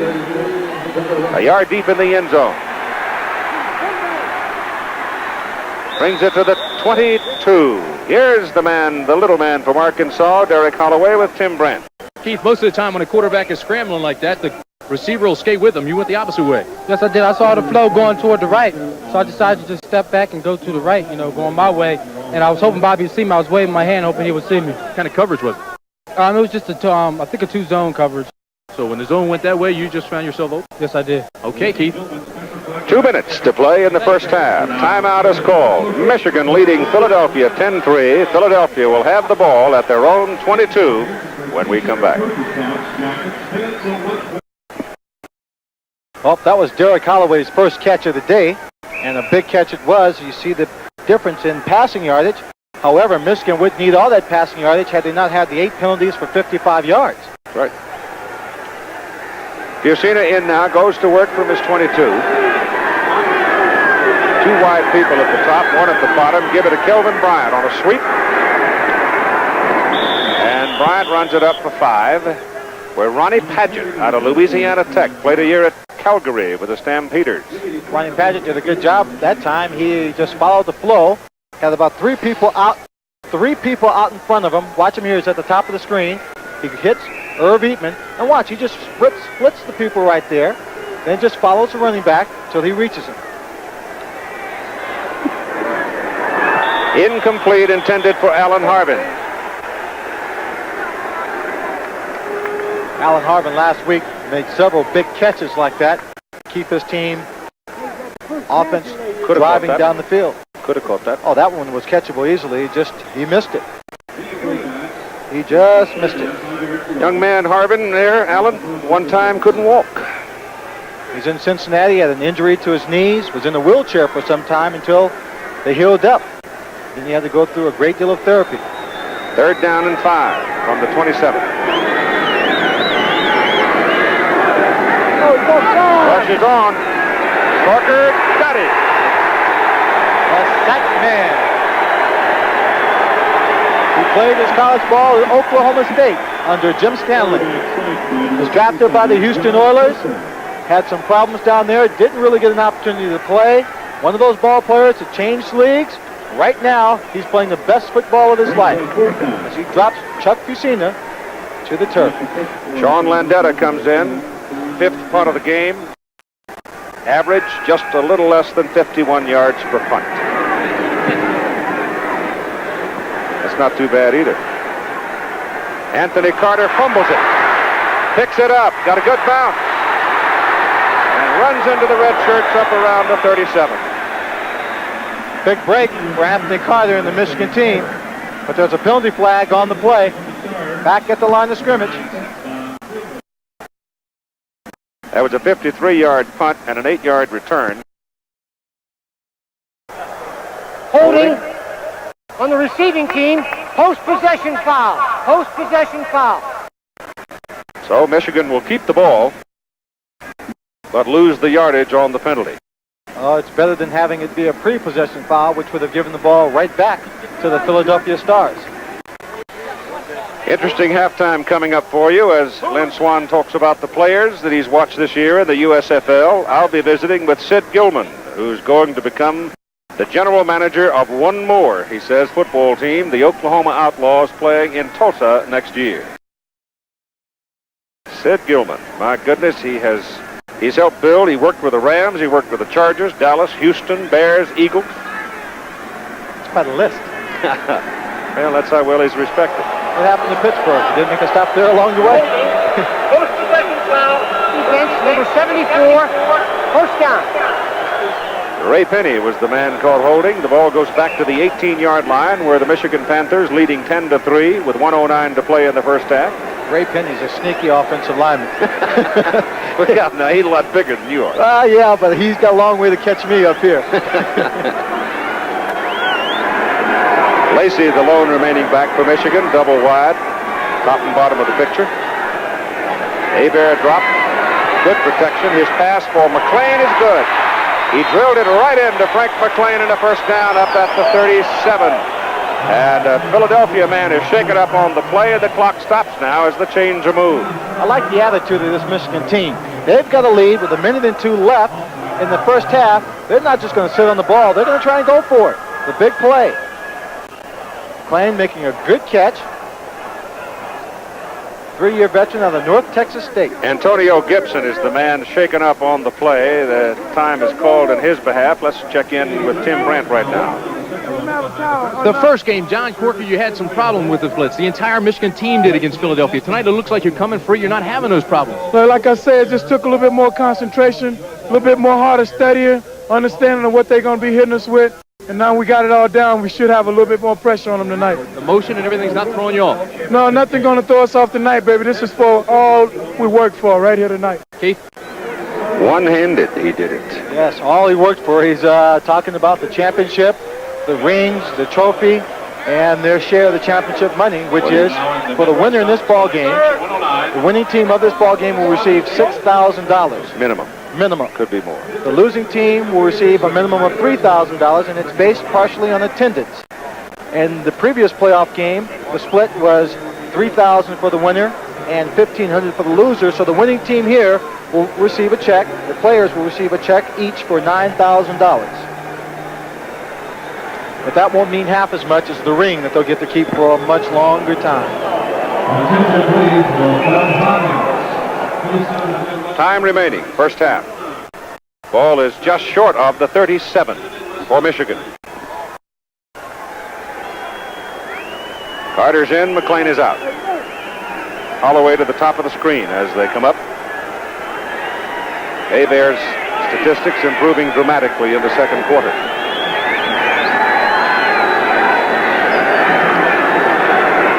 He looks for Holloway and hits him. First down. Got him right in front of Jonathan Sutton at midfield, and Hebert has now hit 6 in a row. 54 seconds to play in the first half. Bobby Hebert directing his team well. Not going for all of it at one time, getting his receivers downfield in between these open zones, and that's what they're facing. Zone defense, deep drops by the safeties. This time he looks for Carter and hits him. Carter is dragged down at the 35 and just barely dragged down by Mike Lush out of East Stroudsburg. Oh, that was a touchdown-saving tackle by Mike Lush. Anthony Carter came in on the quick slant, was wide open quickly, raised his hand. Bobby Hebert didn't see him right away, but found him a step or two later for the catch. Clock stopped at 45 seconds until the change is set. Now a little swing pass, and Hebert threw it poorly, and that was pretty close to being a lateral. Very close to being a lateral. I think he really just wanted to stop the clock. And the officials are yelling. The coaches for the Philadelphia team are just yelling across the field. Second down. No Philadelphia people went after it. Cover the ball. Yeah, there's the word from the sideline, cover the ball. That's pretty close to a lateral. Pretty close. 40 seconds to play. Right on the Philly, 35. I think right now it's obvious you got to put some pressure on Hebert. They may take a chance on blitz, but look for Hebert to go deep and try and get it all right here.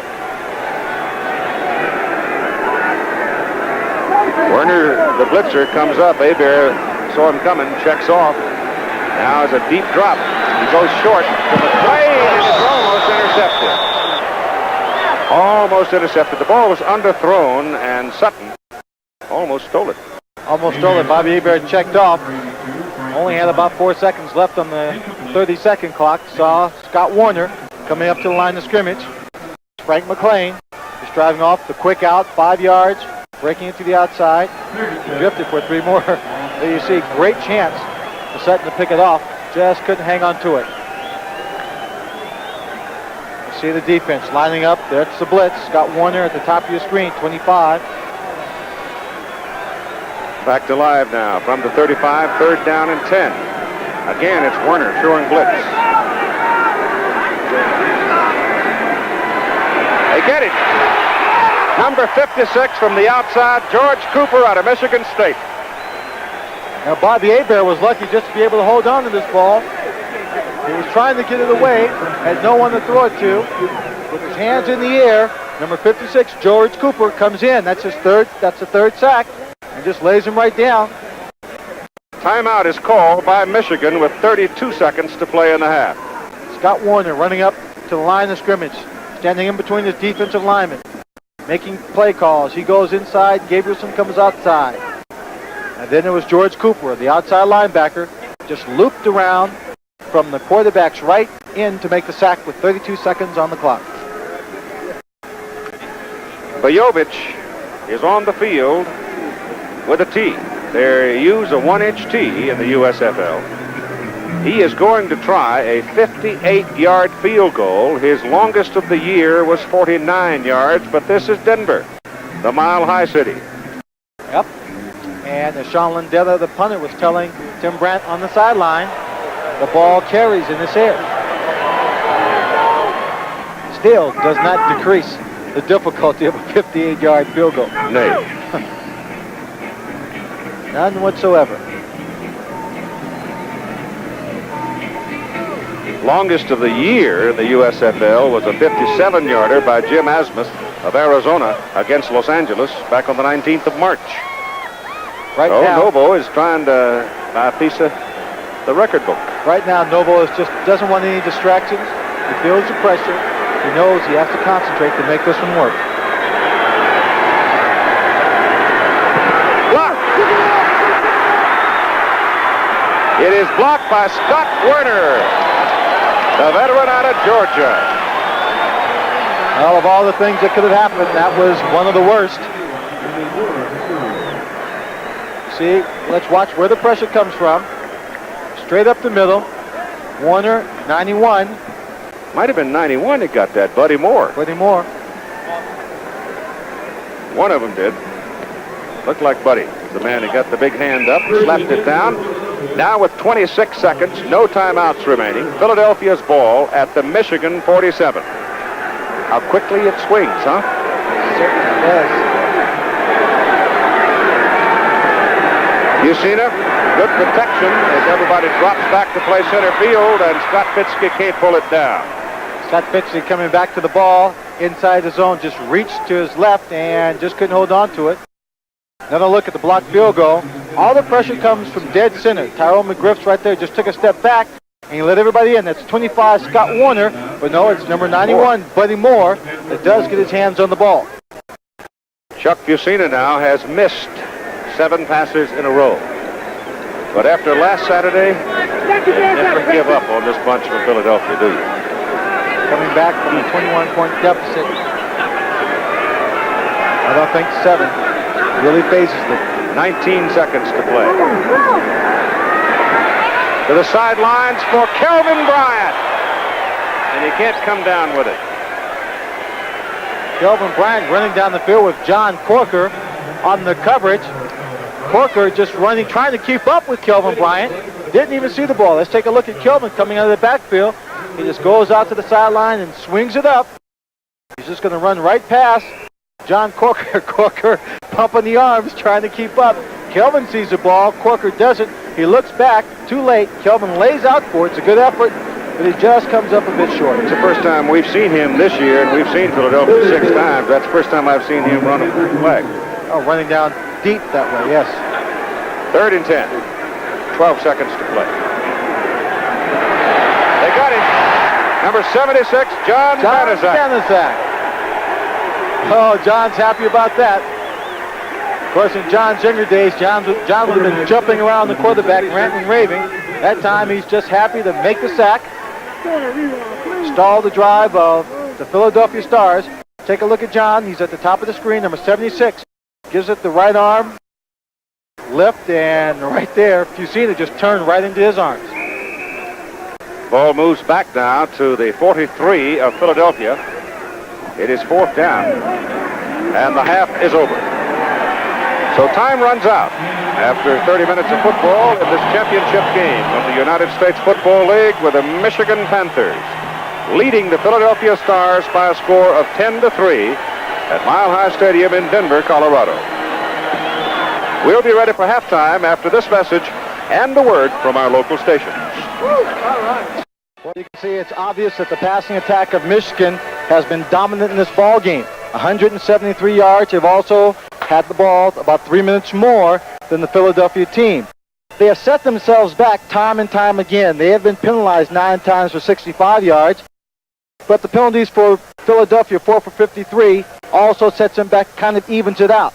But when you look at Philadelphia, 55 yards rushing, 14 yards passing for a net 69. If you add in that the 53 yards in penalties, they only net 16 yards in total offense. As we talked about in the halftime report, that secondaries in the USFL and this team, both teams here included, do not really have the talent to go one-on-one. Except in this ball game, the Michigan defensive secondary now has the confidence that they can cover one-on-one against Fitzke, against Collier, and against Donovan. And Clarence Chapman has saved touchdowns on 3 different occasions. That's got to build his confidence to keep more people along that line of scrimmage to stop Kelvin Bryant and Harvard. Michigan in this ball game has also departed from its norm, Swanee, because over the season they averaged 34 rushes and 27 passes. In this ball game now, they've only run 13 times but thrown 25, so they've departed from their norm. Well, they came out and they tried to run initially. Their first series of downs, they didn't move the ball well. They came back, put the ball in the air, and both Derek Holloway, even though Derek Holloway has the 1 touchdown in the first half, both Holloway and Carter were just a half a step away, 3 inches from making the catch that might have been 6 points in a long touchdown pass play. Carter right now has 6 catches for 104 yards on the day, and that's not a bad first half. Not bad. We're ready now for the start of the second half. Philadelphia will kick off. Dave Trout will kick to Lionel Fee and Jerome Stelly. And it's a long one. Stelly goes with it to the corner. The ball goes by him and through the end zone, and Michigan will have it first down out at the 20. And I presume, as we check the offensive unit as they come on the field, it'll be pretty much the same group that started the ball game. I see the tight end Mike Cobb there. Obviously, it'll be Bobby Hebert. Ken Lacey will be at a running back spot, along with Cleo Miller. The linemen are Godfrey McGriff Radloff. Radloff was out for a time, but he is back. Dornbrook Penny. The wide receivers, Holloway is in, and so is Carter. Michigan's defensive unit is Case Oferfielder down. Mills, Brooks, Howard Bunning linebacking. Sutton, Lush, Warner, and Gibson in the secondary. And from the 21st down Panthers, they lead 10-3. And they go to the ground with it to Ken Lacey. And Lacey spins off the stack and goes to the 26th. No, it might be to their advantage not having used Lacey that much in the first half, not having him become as big a victim to the altitude, so that he's a little bit fresher here in the second half. But you see there, the Michigan Panthers, all the mistakes they've made today come down to the penalties. They've been sacked 3 times for 17 yards and 1 turnover. Hasn't really hurt them on the scoreboard. 2nd down and 4 for the Panthers. Michigan in white, Philadelphia in red. Lacey picks his way into the line, and he is held short of the first down. The tackle is made by John Bunting and Mike Lush. You call the Philadelphia safeties, Warner and Lush's name a lot on tackles along the line of scrimmage because they play in there a lot. They come up on the blitzes. They're looking to make the sacks. They're looking to make the hits. And, you know, they get worn out in the day's work, Keith. They come back bumped and bruised, just all worn out. Ofer is out of there at the nose guard position, and John Alford comes in. And it's about a yard and a half for a first down. Third down, Michigan. Lacey goes for it and gets it. No, it's Miller. Cleo Miller. And Miller got most of that on his own as he was hit really at the line of scrimmage and just drug a couple of people across until he got the first down. Moved it out to the 31. Alfred comes out now, and Ofer goes back in. You were talking about tackles. Number 27, Mike Lush, is the second leading tackler on the defensive squad with 86. So that's an awful lot for a free safety to be making. He weighs 190 pounds, taking on 220-pound running backs a lot of the time. Hebert rolls it and will throw it. Going big, Carter. No. First thing Anthony did when he ran between the double coverage of Werner and Gibson was to plead his case with the official over there, but that he had been bumped. And he may well have been bumped, but the official might have ruled he just couldn't make the catch anyway. Take a look. It's a deep zone. Bobby Hebert lets his ball loose before he even comes close to the secondary because he believes in his speed. There you see he gets jostled right there. He believes in Anthony Carter's speed to run underneath the football, so he'll lay it out and take his chances. Second down and 10. Carter out for a rest. McLean is in.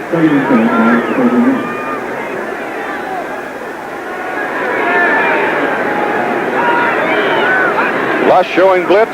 They pick him up. Hebert gets it off short. Bounces the ball in front of Cleo Miller. That's not a complete pass. They're going to rule it so, but I swear the ball bounced in front of him. Fisher was standing behind him and couldn't see it.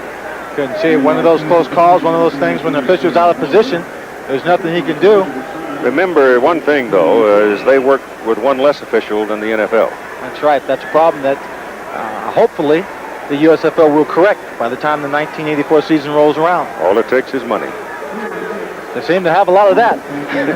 Alfred Taubman buying up 12,000 parking seats at $5, selling for $3 for the Michigan playoff game last week. Third down and 6. He also got better than 60,000 people to come. Back goes Hebert. Pass is short to Carter. First down, Michigan. Carter dropped at the 48 by Jonathan Sutton. Gives him a little pat on the back, saying nice tackle. His 7th catch on the day, Anthony Carter. He's done everything except score. You see, Jonathan Sutton, 26, coming up. He wants to give him a bump at the line of scrimmage.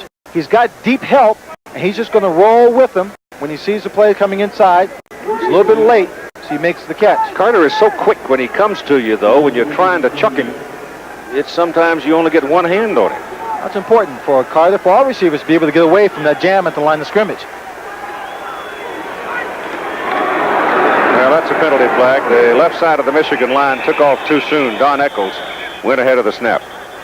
He probably saw out of the corner of his eye the movement of the defensive line, but they were just shifting, and he fired off. That's worth 5 yards. Third quarter of play. It's been an emotional ball game already. Not a lot of scoring. It's been so close to having a lot of scoring, but so far not.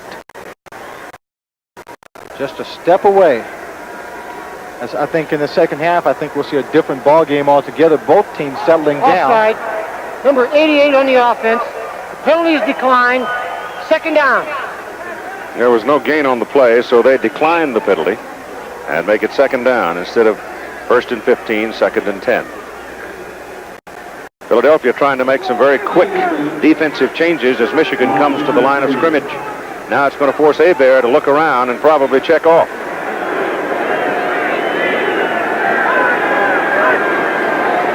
Back to throw it. They got him. They got enough of him, I guess. Oh, Keith. Number 96, Don Fielder from Kentucky, is the man who will get credit for the sack. But I don't think when the rule was made about having him in the grasp, it was designed for this kind of tackle. Now, certainly, he has him around the ankle. He cannot hurt Bobby Hebert. And the man with his size and his strength should be allowed the opportunity to try and get free of a tackle like that. If he's got him about the waist, he's got a hand on his upper body, I can see calling that whistle, calling it a sack at that point. Loss of 7 yards, 3rd down and 17 from the 41. They swing it out, set up a screen for Lacey, and Lacey breaks it and gets the first down at the Philadelphia 31 as Roger Jackson, who works as the nickel back, brought him down. Save that, he's gone. Keith, this play was a perfect example of having the right play against the right defense. They got him in the blitz. They were catching the corner coming off Antonio Gibson. The low short screen pass to Ken Lacey. Look at the blocking he gets downfield. Jonathan Sutton was blocked, is on his knees.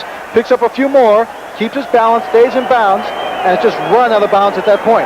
Number 25, Scott Warner, is back in the coverage. He sees the play developing. This is the angle of pursuit he takes. He's got a shot at him. Gets by the block, and he doesn't make the tackle. Roger Jackson and Mike Lush stopping Ken Lacey. First down, Michigan at the 31. Mike Hagan is now in the Michigan backfield. Number 34. Ball goes to Cleo Miller as they take Lacey out for a breather. And Hagan moves it pretty well before Buddy Moore brings him down. There's Ken Lacey getting oxygen in Denver. Go to it quickly in this altitude. Mike Hagan is out of Montana, 6 feet 215, 23-year-old rookie. He had a tryout in the NFL, didn't make it there. But he was a starter earlier in the year. He's a good, tough back. Keith, what we're seeing now is the same kind of football Michigan played last week. They got the passing game working well, got some points on the scoreboard very quickly. Then they started handing it off because the defense was spread out. 2nd down and 6 from the 27. Hebert wants to go quick for Holloway and overthrows it. Derrick's only 5'7". That time he was just caught in between. The linebacker slipping to the outside. The cornerback, 23, Antonio Gibson on top of him. And the ball was just thrown away. Bobby Hebert, anticipating the blitz, had a route called for the blitz. And when they didn't show it, had the wrong pattern call. Took a short drop, and the linebacker was right there in front of his receiver. It's 3rd down and 6. Lacey is back.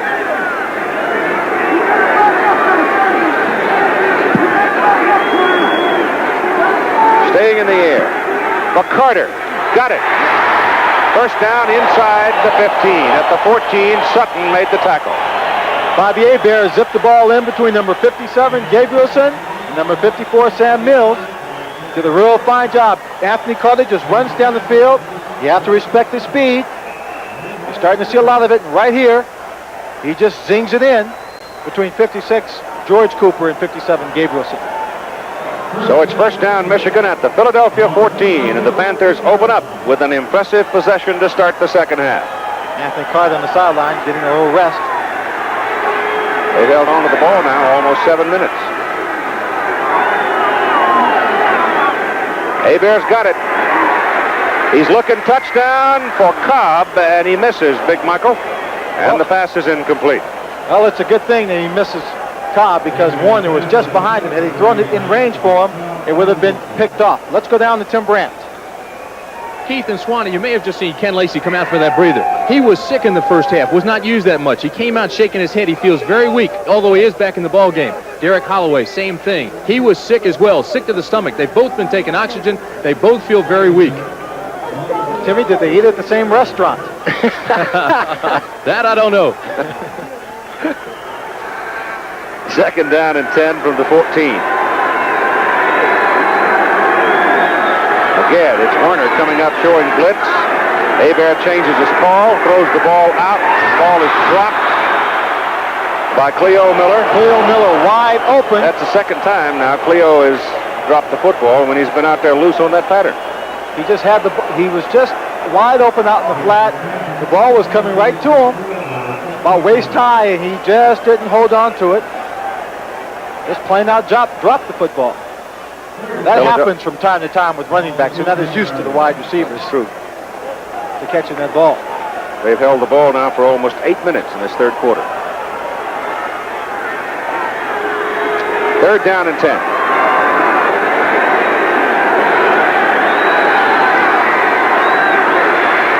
He whips it to Holloway. Touchdown. Second touchdown for Holloway. Hebert is down hard. 14-yard touchdown pass. Hebert was hit by Antonio Gibson coming in on the blitz. And he was just decked. He didn't see him coming. Maybe felt his presence. Read the blitz, got the ball away quickly on the man-to-man route to Derek Holloway for his second touchdown of the ball game. But right now, the most important thing is the condition of Bobby Hebert. Number 23, Antonio Gibson, comes from the top of the screen on the blitz, hits him from behind there. He just drops down to the ground. He doesn't look hurt there. He's holding in the middle of his lower back. Again, the route by Derek Holloway. Just a quick slant. Gets position on Roger Jackson. And the little man takes Roger Jackson into the end zone for the touchdown. Jackson being 6'1", 185 pounds. With Hebert down on the field, some of the joy of the touchdown is diminished for the Michigan Panthers. At 7 minutes and 49 seconds to play in the third quarter. Keith Jackson, Lynn Swan, Tim Brandt, along with our ABC Sports crew in Denver, Colorado, for this USFL Championship. Denver done a fine job of hosting the game. We have not had the crowd posted, but it's expected it'll be in excess of 40,000 people. Hebert gets up and will trot off the field, but you see he's holding the lower portion of his back. Keith, his substitute will be number 10, Whit Taylor. Out of Vanderbilt. Who's out of Vanderbilt. He's a 50% passer, and he was also runner-up to Herschel Walker for most valuable player in the SEC. Good quarterback. Not as big as Hebert. He's only about 5'11". Vujovich for the extra point now as Taylor holds. It's good. So at 7 minutes and 49 seconds to play in the third quarter, Michigan goes 80 yards in 15 plays and jumps out to a 17-3 lead over the Philadelphia Stars. Quarterback delivers the touchdown pass. Antonio Gibson, number 23, comes in, pushes him in the back, but I see no real severe contact. It looks like the injury might have occurred when Bobby slipped down on his knee. That has to be where it occurred because he didn't even hit him in that area of the back. Could have been a muscle pull. It just could have been the position he was in, having bending back as he was approaching one of his own linemen. Vujovich kicks it a mile. High and long. Well, he is first down Philadelphia at the 20. He is certainly one kicker that has performed very consistently. Here's Tim Brandt now with some news about Bobby Hebert. Keith, they're still working on Bobby behind me. You can see that he wears padding for his ribs and his back, but he was hit below the padding. There is a tremendous bruise on his lower back. He just told the trainers that he is fine. He's going to come back in the ball game. Okay. Everybody in partisan to Michigan is now taking a deep breath, though obviously it appears Bobby is still in some pain and Whit Taylor is warming up, and we've got a timeout on the field. And just a little bit more than half the game being played. Haven't been played so far. 17-3. Michigan as Philadelphia comes now from their 20. First down. They haven't done much with the offense so far tonight. Michigan has shut them down.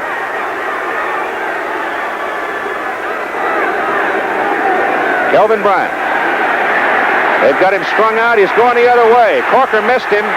He's got some help over there, and he's got a lot of room. And he's got a first down. That kind of play is why he was voted the MVP. That might fire up the team. Picked up about 22 yards on the play. He's got everybody in the world blocking in front of him on this pitch. To our left, his right, he's got Booker Russell. And right here, he just stops, rolls back around, gets some distance between he and John Corker. Corker just can't get a grip on him. And using his speed, he's got Chuck Fusina as a lead blocker, and he takes out 22 Clarence Chapman. What a contradiction. 42-yard line, first down. Fusina's got it, gets his pass away, pass caught by Pitsky, and he's inside the 40, and there's a penalty flag, late hit by Greenwood. They'll tack on 15, and that'll take the ball down to the 23 of Michigan. Two big plays offensively by the Philadelphia Stars. Kelvin Bryant on the great scramble. Now Chuck Fusina getting away from pressure, finding Scott Fitzke. Everybody's off him deep in the zone. Gets it right in front of Pennywell. He makes a good run, and then Greenwood drops on top of him, spears him. That'll be an additional 15 yards. Piling on, number 31 on the defense. First down. Now Philadelphia trying to respond to Michigan's third quarter touchdown. So in 3 plays, the Philadelphia Stars have gone 57 yards. Chuck Vicina breaking his string of incompletes. He had 8 in a row. Alan Harvin, tough runner. Inside the 20, gets to the 16. 7 yards. Michigan man hurt. It's Alan Hughes, defensive end. Not hurt that badly. He struggles to get up, but get up he does, pulling a little bit of the dirt out of his helmet. Yeah, he took a big clod out from under his helmet. That's and Bobby they got ice Ager. on Bobby. Pick of the 6 on the play. Second He's a and tough 4. kid. Ball at the Panthers 17-yard line. If the doctor will let him. Ball is just inside the 17. Bill Dultz replacing Alan Hughes.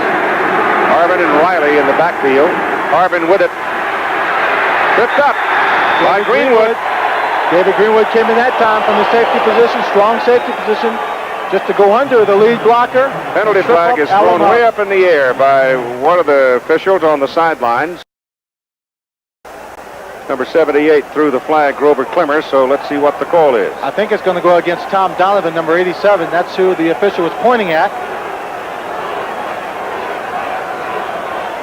5:37 to play in the third quarter.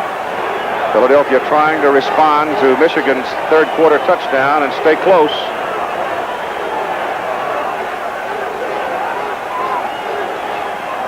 It's a personal foul. That's a big one.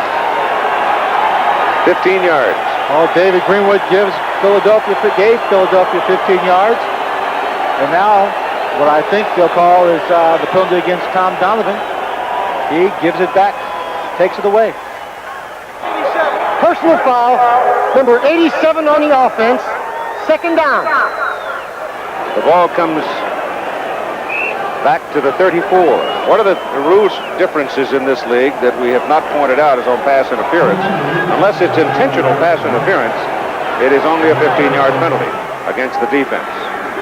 3 wide receivers in the ball game now. From the 34.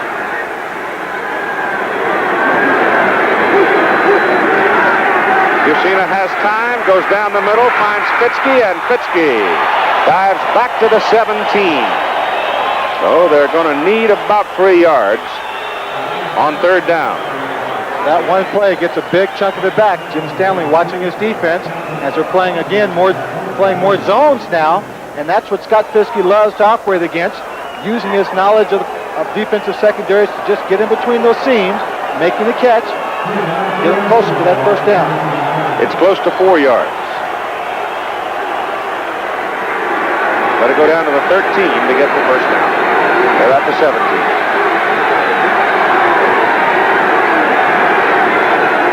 Parker's coming. Harvin holds him off. Vicina's pass is low and incomplete, intended for Collier. Greenwood was covering. They're working on David Greenwood right now. He's involved, isn't he? Yes, very involved, and involved in the positive way at this point as far as the Michigan Panthers are concerned, because the pass was incomplete. Dave Trout will come out now for the field goal. He hit one from 30. He'll kick this one 34.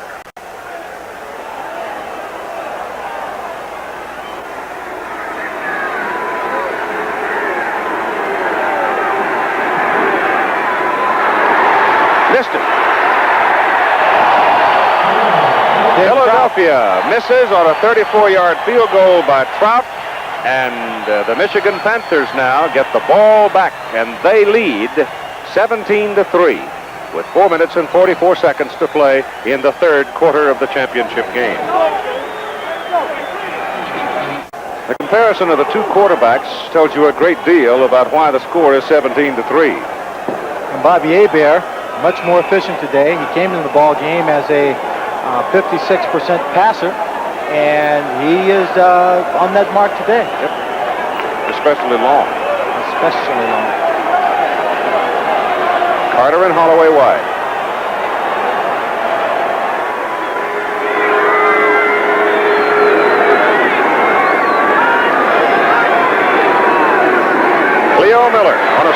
cuts it back and gets good yardage out of it. About 9. Close to a first down. Frank Case got it. Let me correct that. He's a 57% passer. Cleo Miller is doing a real good job. When he gets the ball, they're just stringing out that defensive line. As soon as he sees a hole, he just turns it up right upfield, runs straight ahead using his power. Anthony Carter is holding his left leg and trotting off the field. Looks like a hamstring. Or a cramp. You're right. Hamstring and cramp. McLean replaces him. Second down, a half a yard for the first down.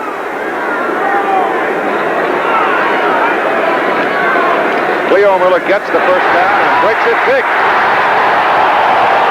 All the way out to the 48. So he picks up about 19 yards on that gallop. Running behind.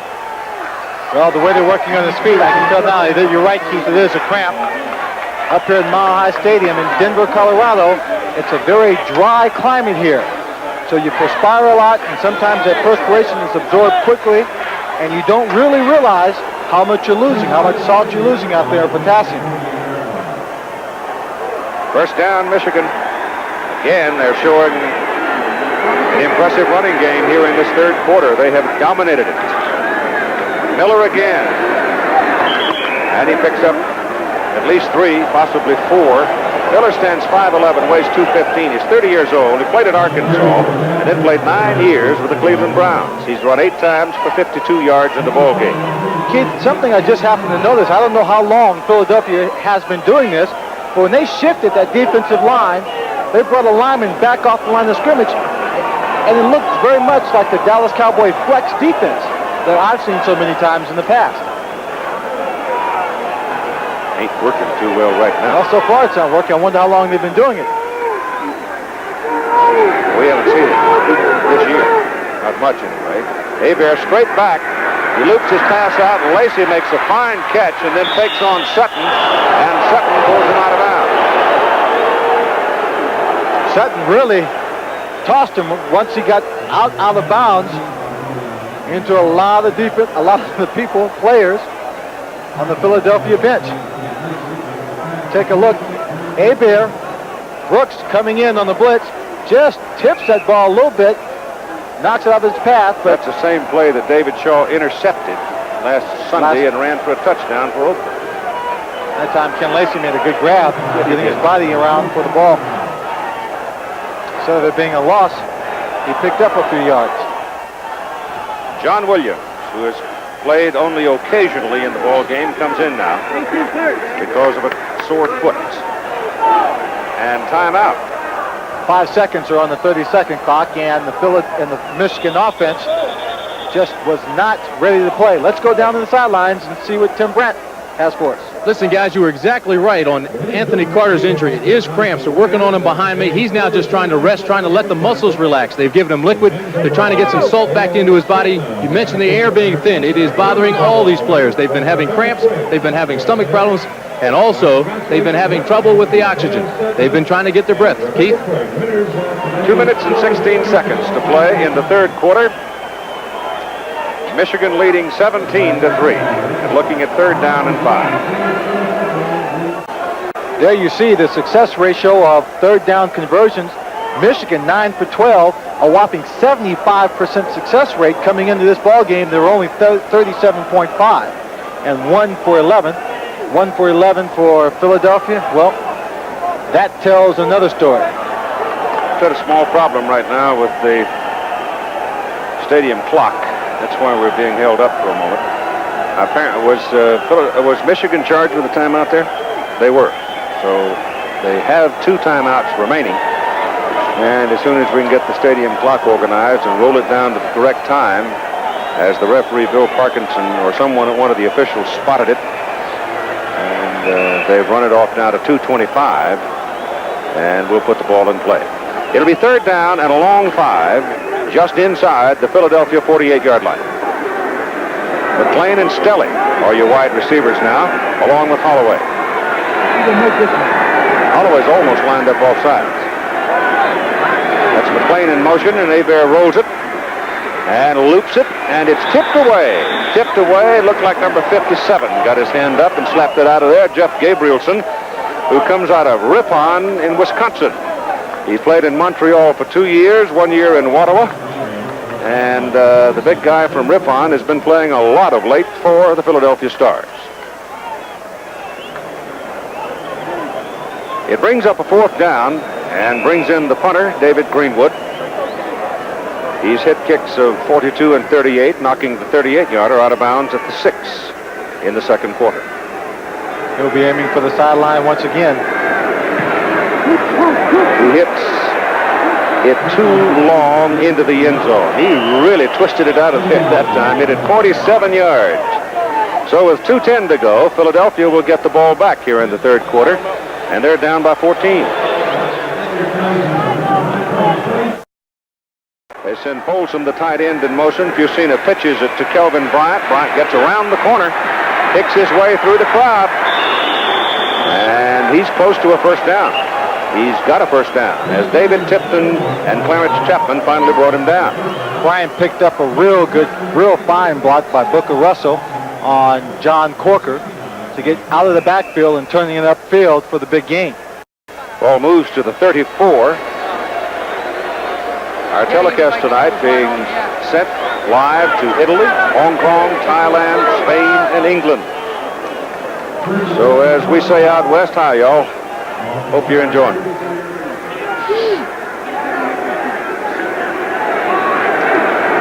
Alan Harvin in now. Bryant out for breath. Harvin back to throw his famous pass. He shoots it downfield, and it is Parker. And Parker comes down with it. How about that? He caught it sandwiched between number 22, Clarence Chapman, number 25, John Arnott, when I didn't think he had a chance at all for the ball. Let's take a look. We start with Greenwood, number 31. He's running around trying to figure out just where he's going. He sees the ball handed off to Harvin.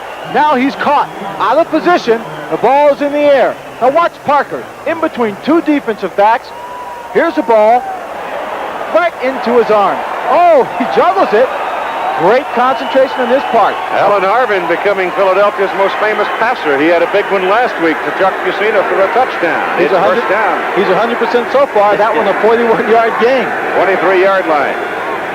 And the ball is handed off again to Harvin. And he gets a yard, maybe two, before Ray Bentley slows him down.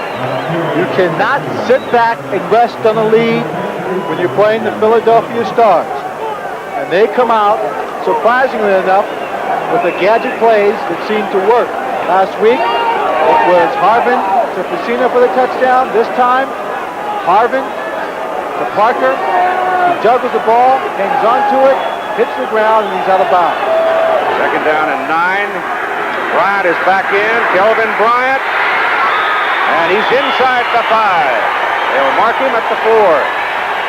And there are a string of Michigan Panthers on the ground behind Kelvin Bryant.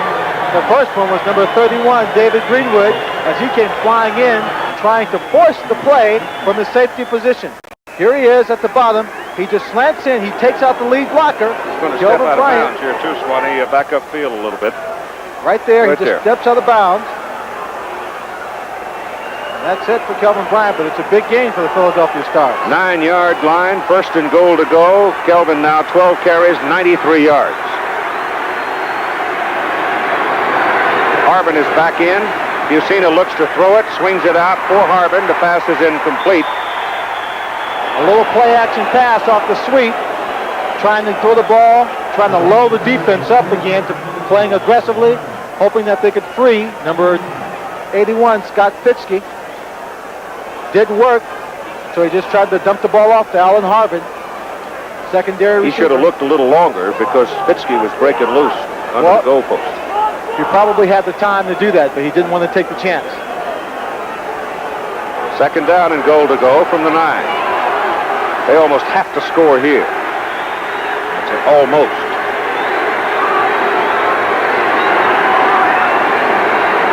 They give it to Harvin to pick his way up the middle, and he gets to the 5. And it'll be third down and goal from the 5.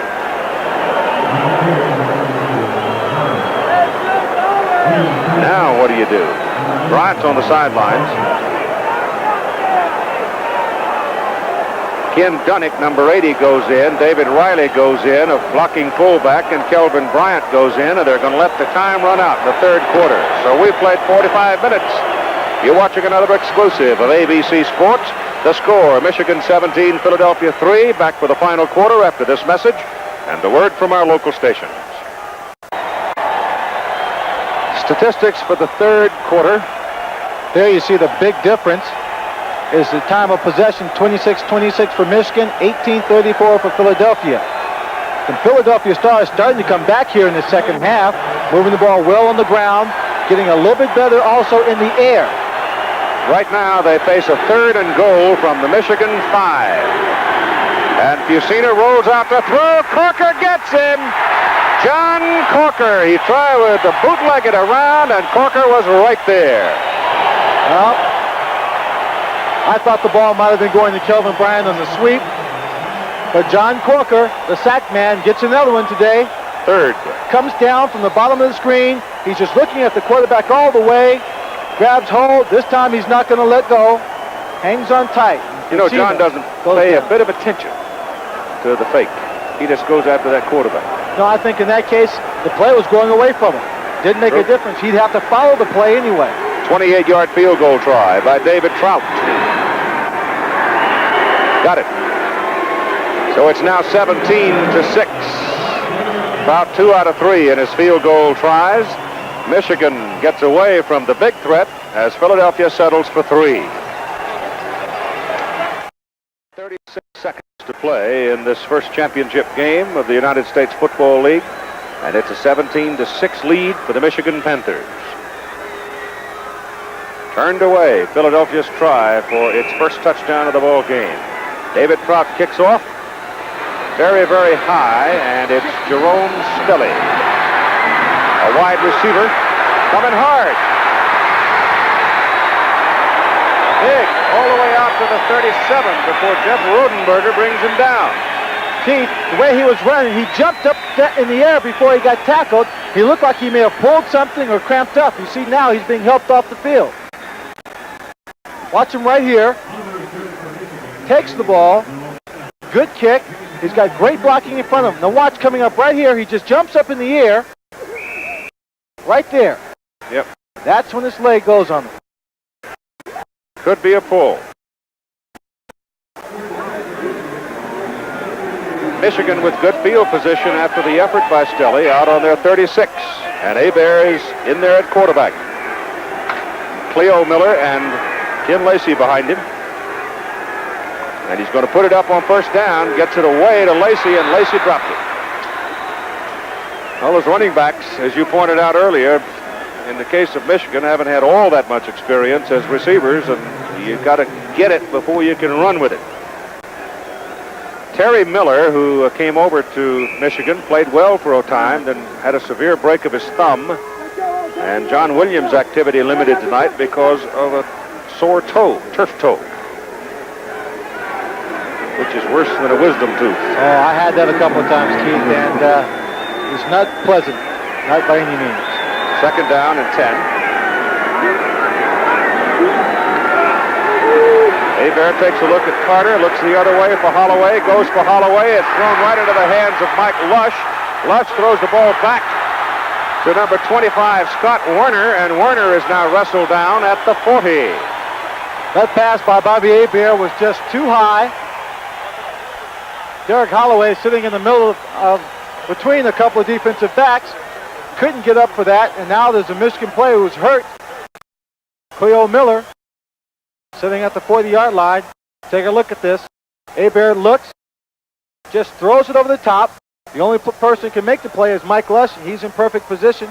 He flips it back to Scott Warner, trying to recreate some of the magic that Lacey had when he pitched it back to John Williams last week. That fellow that took a shot at him and missed him was Anthony Carter. I don't think AC will ever wind up playing in the defensive secondary.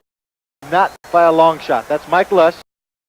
Done a fine job all year for the Philadelphia Stars. Cleo Miller now is up and leaving the field, walking off. So apparently he's all right. First down for Philadelphia from the 41. Mussina gets his pass off to the sidelines. It is caught by Steve Folsom, the tight end. Not much yardage on the play, about 2 yards. Chuck Mussina was reading the blitz. 25, John Arnott came up, was playing games with him. Changed the play. Play designed to go against the blitz, and it was complete, but again, not for very much. Rodney Parker goes in, and Willie Collier comes out. Collier's been pretty quiet tonight. In fact, Parker and Fitzke have been the prime receivers. Mussina's pass is thrown short to Alan Harbin, and Harbin gets it up to midfield, but he's a little bit short of his first down by a yard. Keith, you talked about lulls, team having lulls. Well, I thought in a championship game, and my thinking is you don't have a lull. But if you do, maybe the Michigan Panthers had one just after the long drive in the start of the third period, because offensively they have not been able to get anything going. Defensively, they've been allowing the Philadelphia Stars to pick up momentum and to make big plays. They've been susceptible now to the gadget plays and to the score and to the passing game. Third down and 1. Philadelphia's only converted on third down 1 out of 12 times to this moment, but I think they have just done it for the second time in 13 as Mussina took the ball and rode it right in behind Oates and Comiskey, and he has the first down. You know, something else they've not done now is Booker Russell has not carried the ball a single time tonight, neither has David Riley. And we have seen Booker Russell break some big plays. That's right. They've just been giving the ball to Alan Harbin and Kelvin Bryant, trying to put the ball in the air, but they haven't really had the ball as much offensively as they would like to, as they're accustomed to having the ball.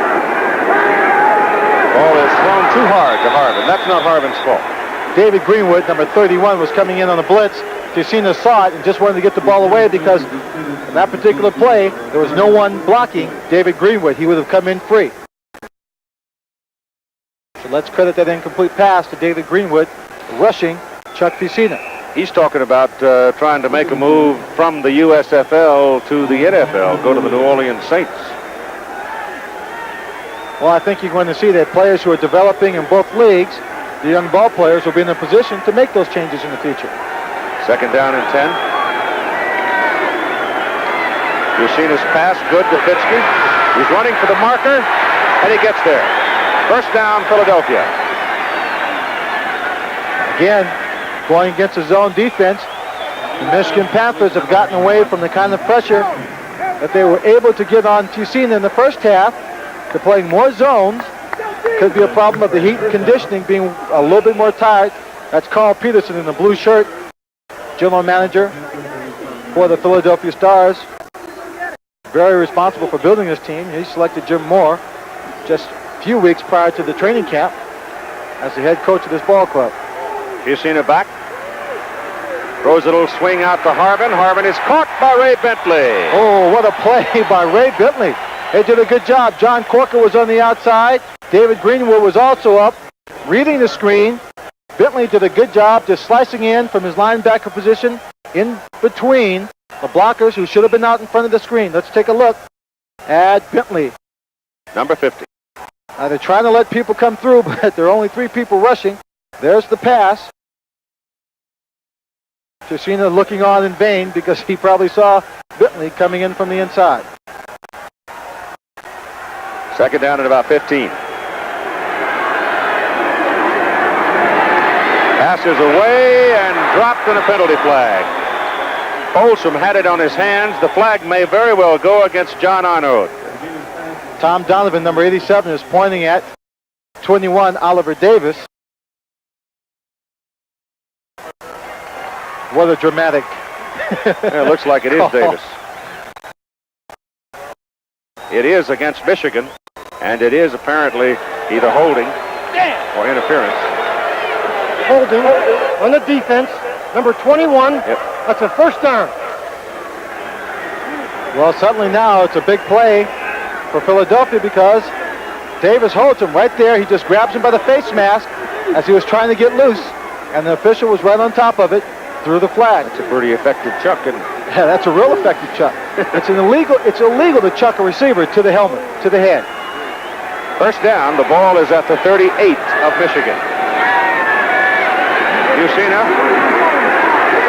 going to be caught and ridden down by Alan Hughes out of Western Michigan, 6'3", 260.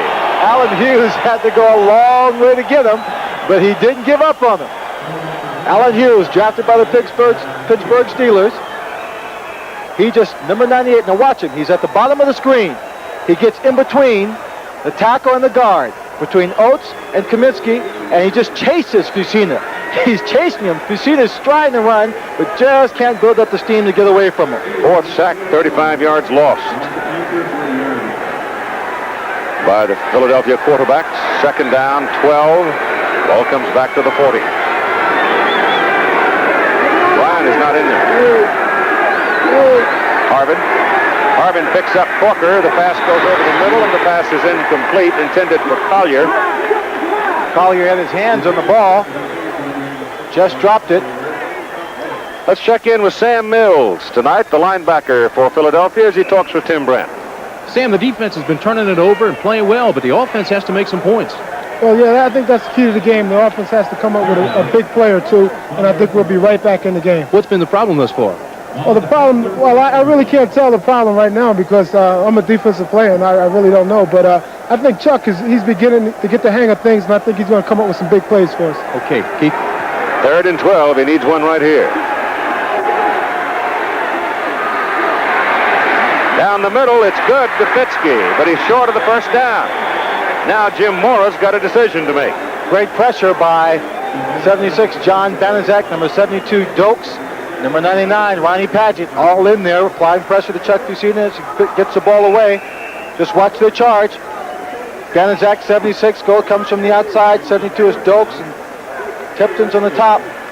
Gets the ball away to Fitzke. But John Einar, number 25, is there to make the tackle short of the first down. They're going for it on 4th down. As Bryant goes back into the ball game, they need 4 yards. 4th and 4. The ball at the 31 of Michigan. Going to throw for it over the middle, and he's got it. Willie Collier makes a tough catch right in among all the linebackers. Corker and Bentley hammered him, but the little guy came up with it. Willie hung on. He hung on for it, paid the price, but he knew when the play was called that might be the case. An inside route, it was called before, makes a catch right in the middle of 3 linebackers, Bentley, Corker, and number 59, Robert Pennywell. Willie Collier. 5'10", 180. That's a little bit of a mismatch. That's a lot of it. He's being carried off the field. That's right. Hurt his leg. Those of you up in Toronto, Willie, I'm sure, is remembered for his work with the Argonauts. He played 2 years up there. Keith, that was his first and only catch of the ball game today. But he got the first down, and that's what really counts in his mind, I'm sure. The ball is at the 24, and Bucina back. Loops it downfield for Parker, thrown too long. Oliver Davis was right with it. That time, man-to-man coverage across the board by the Michigan Panthers. They had a blitz coming on. Just the quick takeoff. We've seen this pass play a lot in football. Just a quick takeoff to the outside, over the defensive cornerback's head where he can't see it.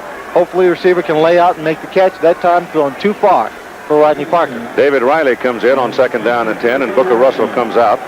Steve Folsom is out, the tight end. 3 wide receivers now. Bryant's in there in the backfield with Riley. Blitz is on. Bucina's pass is away to Fitzke. Tries to shake a tackler and can't do it. That's Clarence Chapman, and Chapman brought him down after a short gain. Chuck Bucina was laid down by number 57, John Corker. Everybody's coming here. He gets challenged right here by Kelvin Bryant.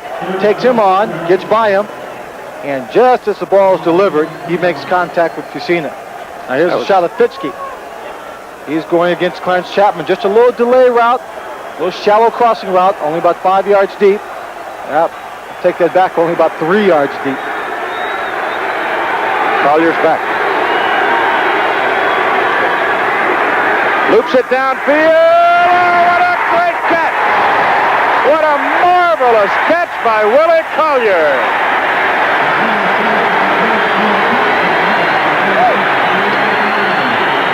I'll tell you one thing. Willie Collier from the University of Pittsburgh was in the Pittsburgh Steelers training camp. He must have been getting acting lessons from Terry Bradshaw. He was literally carried off the field. No one would have thought he was coming back. But he comes back in the ball game, man-to-man coverage. He makes a big play, a diving catch for the touchdown.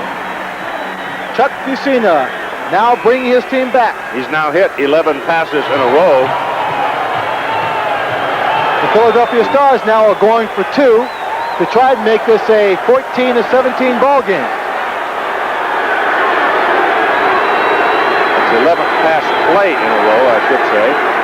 And Bucina rolls out to throw this one. He's got a man, and it's good to Collier for the 2-point conversion, and now Philadelphia is back in the hunt.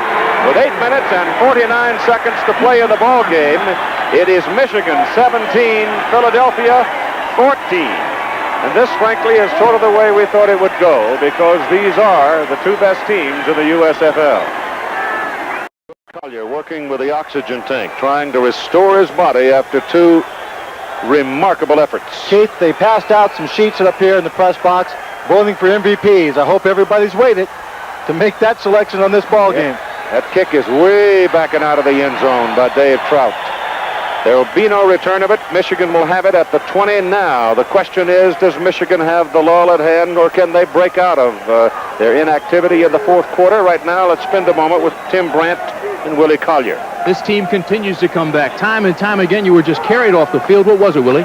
Nothing. I had a serious ankle sprain last week against Chicago. You know, and it never did heal, right, but still kind of sore a little bit. I'm just going to go out and play anyway, though. This is the money game now. You laid out. You made a tremendous catch. Thank you for real, though. This is a money game. Jimmy, Time to lay it all on the have line. to be carried off the field. Keith? Ask him, Tim, if did he really have to be carried off the field, or was he just putting on a little acting job? Willie, Keith wants to know, did you really have to be carried off the field, or did you want a breather? No, I actually had to be carried off the field because my ankle is real tender, and I got hit and I kind of twisted a little bit. It was hard for me to walk at first, but once I got over on the side, I loosened up a little bit. I was able to go back in. Tell us about the touchdown play. Well, it was a safety blitz, you know, and me and Chuck looked at each other as we saw the players starting, you know, erupt from the line of scrimmage. He just laid out there, and I caught it. That blitz has been giving you problems all night. Yeah, I know, you know. In the first half, I missed a blitz pickup, but, you know, I'm ready now. It's time to play. Okay, Keith. Sure is. They're behind by 3 points and 8:41 to play in the ball game, and they got to contend with a Michigan offense that has been rolling along pretty much tonight, but it is slowed down noticeably here in the 4th quarter. They give the ball to Cleo Miller. Gets a lot of blocking to get around the corner and goes for the first down. Well, Cleo Miller is not about to slow down. He did everything right that time except for stay in bounds and score. Got to the outside, picked up the first down, getting some excellent blocking from that offensive line. That play has worked well for Michigan throughout the entire day. You can see the yards there. Just in this half, Philadelphia 182, Michigan 109. Miller is now the leading Michigan runner with a 63-yard total on 9 carries. Carter and Holloway in. First down for the Panthers.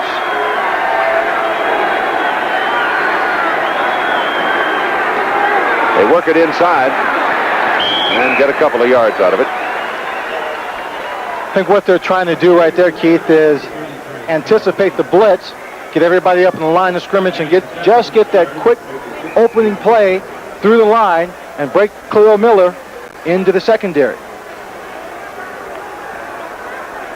Ball is sitting on the 34. Second down and 8.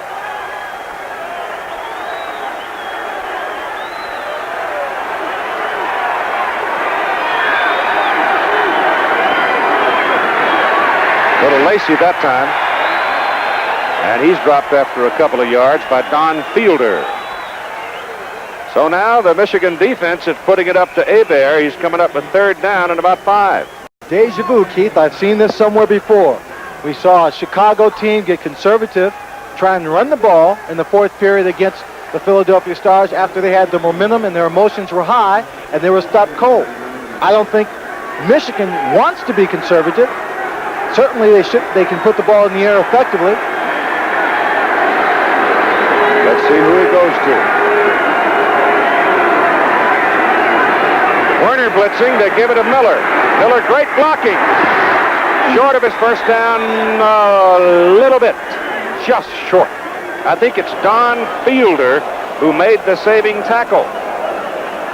Looked like Cleo was going to get a full head of steam and come blowing around the corner. And then Fielder showed up.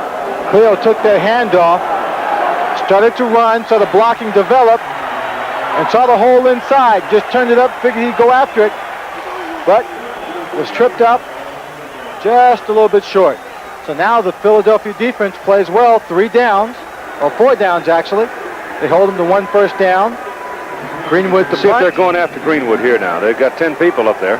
I think they will. They'll go after him, try and put some pressure on him, and Scott Warner, if he's got room, will catch it and run. If not, he'll call the fair catch, which we haven't seen often from him. Some pressure. The kick's out of there. It's a spinner that bounces past Warner, and the worst mistake in the world. Scott Warner, instead of grabbing the ball and bringing it back across the 20, let it get by him, and it is dead at the 5-yard line. 55-yard punt with the roll, and it rolled a good 25 yards. Tells you that Philadelphia was inefficient in its first 8 possessions, but growing more efficient. But in the championship game with 6:09 to play, the ball goes by Scott Warner, the punt. It's down on the 5, 95 yards away from the lead in this football game. It's a pretty tough spot to be in against a team like Michigan, but Bucina's going to put it up on first down, and he's got a man over there. Folsom is tight end. Folsom is out of bounds up around the 12, so he gets a little breathing room with it, 7 yards worth. Chuck Bucina now getting the time to throw, being a great deal more accurate, not trying to go for a whole lot of territory, move the ball quickly down the field, but take his time, hitting his tight end on the sideline, hitting Fitzke on the sideline, and Donovan and Willie Collier for the short ones. 2nd down and 3 from the 12. Hand off to Bryant. Corker was the man. John Corker on a blitz inside. He head faked outside, went inside. Bryant tried to cut back and ran right into him, and then Phil Dokes put him away. There were no less than 6 players for the Michigan Panthers who are in on this play. You see Corker at the bottom on the left, on the right of the screen, 57 coming in, makes contact. Phil Dokes makes contact. Greenwood makes contact. John Banaszak is there. It's and 3rd down 65, and 4 now. David Tipton was there. Ball is near the 11, 3rd down and 4. Parker's in motion. Bucina needs to put it up. Corker is dumped. The pass is thrown short, bouncing in front of Willie Collier. Bucina had his man and just didn't hit him. Bucina had his man, and Kelvin Bryant had his when he just upended John Corker. John Corker. John Corker coming in, saw Kelvin Bryant going low to make the block, jumped up in the air, but Kelvin Bryant just stayed on his feet, came up, flipped him right over on his helmet, gave Chuck Bucina the time, but Chuck Bucina threw it low to Willie Collier. Now it's up to Sean Landeta to bail Philadelphia out of trouble. 17-14 Michigan lead, 5:10 to play, high kick. Not his longest, but is a terrific hang time, and Carter fumbles it, but picks it up. Anthony Carter almost lost it. He is dropped back on the 37 by Jeff Rodenberger, and it turns out to be a 52-yard punt. So Landeta once again does his job, but I think perhaps Anthony Carter could have called fair catch because that ball was so high, the coverage was very good. Ball is at the Michigan 37. First down for the Panthers. They lead by 3 points, 5:04 to play in the ball game. Now, Lynn Swan, do you figure that Bobby Heber's, I figure he's got to go to the air. He has to go to the air. If he waits until 3rd down, then they're going to blitz and put the pressure on him. It's much more difficult. If he goes to the air now, he keeps him off balance. Michigan needs to hold on to the football for a while to give their defensive team some rest. Hands it off to Cleo Miller. Miller turns the corner all right, but then runs into traffic and is dragged down. He's hit first by number 27, Mike Lush, and then number 52, Vince Damaris, came in and finished him off. Mike Lush just popped him, started him cold. Damaris Took him back about 4 or 5 yards. Yeah, but he still got 6 yards. Oh, he still got 6 yards in the play, which is a very good gain. Running left can be very effective. Chicago blitz did it all year. Most football teams tend to stack to the right side. I don't mean to second guess Jim Stanley, but it's at this point, I'd still go to the air, a little short pass, instead of waiting the third down.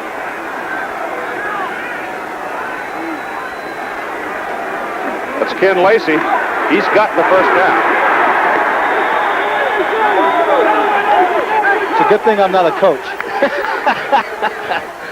Yeah, he turned it around pretty well and put it over on the Philadelphia side. This is the paid attendance in tonight's ball game.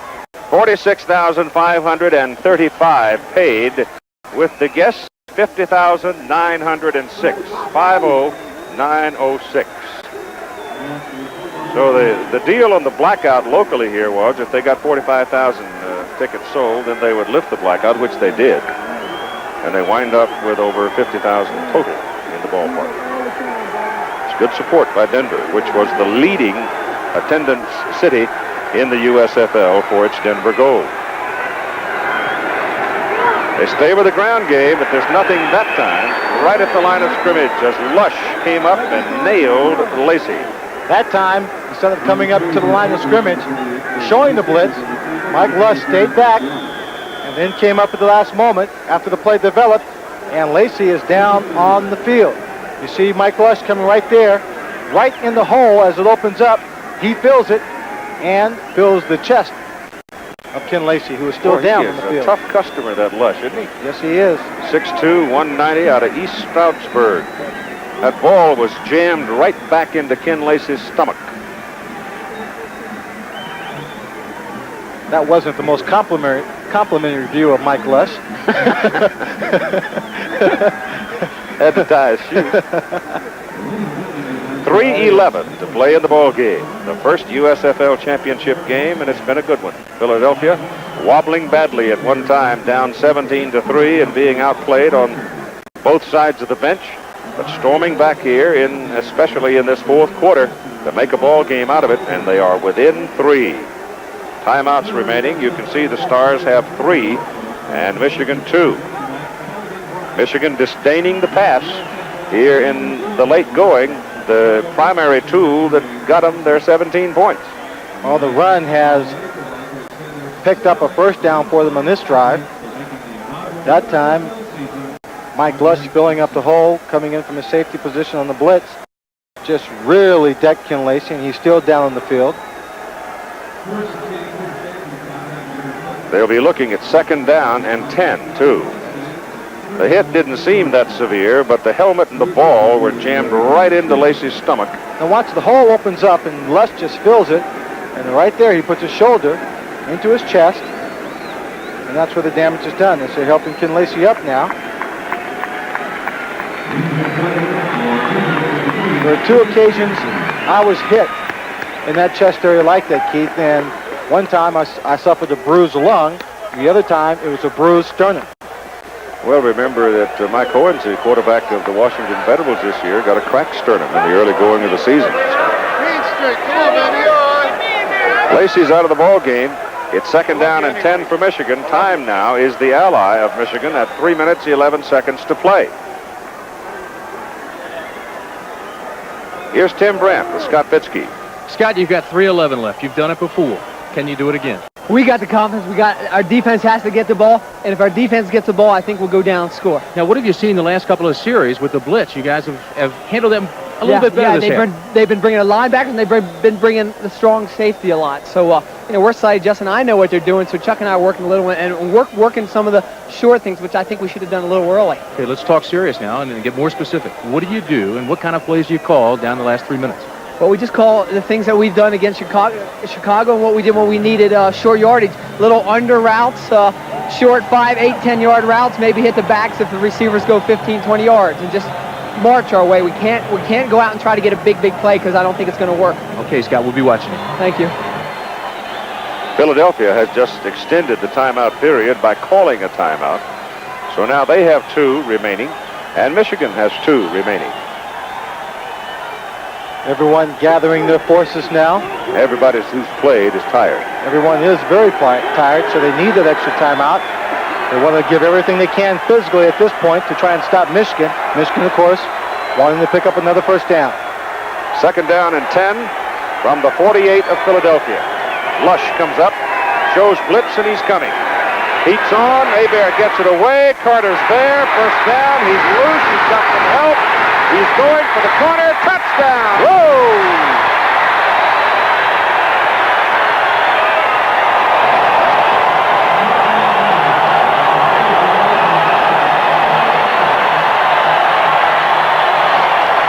Now you would think by the expression on Jim Stanley's face that you saw there, Philadelphia scored. That it was a fourth down play and they lost the ball. Carter now 9 catches for 177 yards. Let's take a look at Mike Lush first. He's coming up on the blitz. They seem to be able to pick up on the signals of Bobby Hebert. He comes in on the blitz. He's stopped, but there's other pressure on Bobby Hebert. Let's take a look at AC, Anthony Carter out of Michigan. He drives Antonio Gibson back on the out route, makes a catch, then just steps away. 25, Warner slips. Now he picks up a block from Derek Holloway, and he is into the end zone for the score. And he just threw away a football. The end zone camera, Bobby Hebert. He's getting good protection. Right here, he just gets the ball away to Anthony Carter. The pressure coming in from the outside. Again, just too much speed. Well, that's enough for that. I got to say right here that Scott Warner is coming off the field, being carried off the field. And that is bad, bad news for the Philadelphia defensive corps. You see there, number 96. Frank Case will put the pressure on them. Warner, when he had a chance to make the tackle, as Anthony Carter was about to duck underneath him, just slipped and fell, may have twisted a knee or an ankle. The snap, the kick for the extra point is good. And so with 3 minutes and 1 second to play in the football game, the Michigan Panthers have jumped back to a 10-point lead over Philadelphia, 24-14, and Bobby Hebert now 309 yards. Well, it looks grim for the Philadelphia Stars now as the Michigan Panthers go back to what brought them here. Anthony Carter catching the pass from Bobby Hebert, getting help from Holloway. It's 24-14. And here's Bojovich kickoff. Harvin, a yard deep in the end zone. Trying to go outside, gets outside. He is not a speed burner, but he is tough. And he forces Bojovich into making the tackle. Bojovich hits him and knocks the ball loose, but it goes out of bounds. As you can see him, he is very vocal when he makes a tackle. He'll have a chance to go home with a bruise. There's your total crowd, which we gave you earlier. 2 minutes and 46 seconds to play in a ball game. A 10-point lead for Michigan. And Philadelphia now tries to go to work.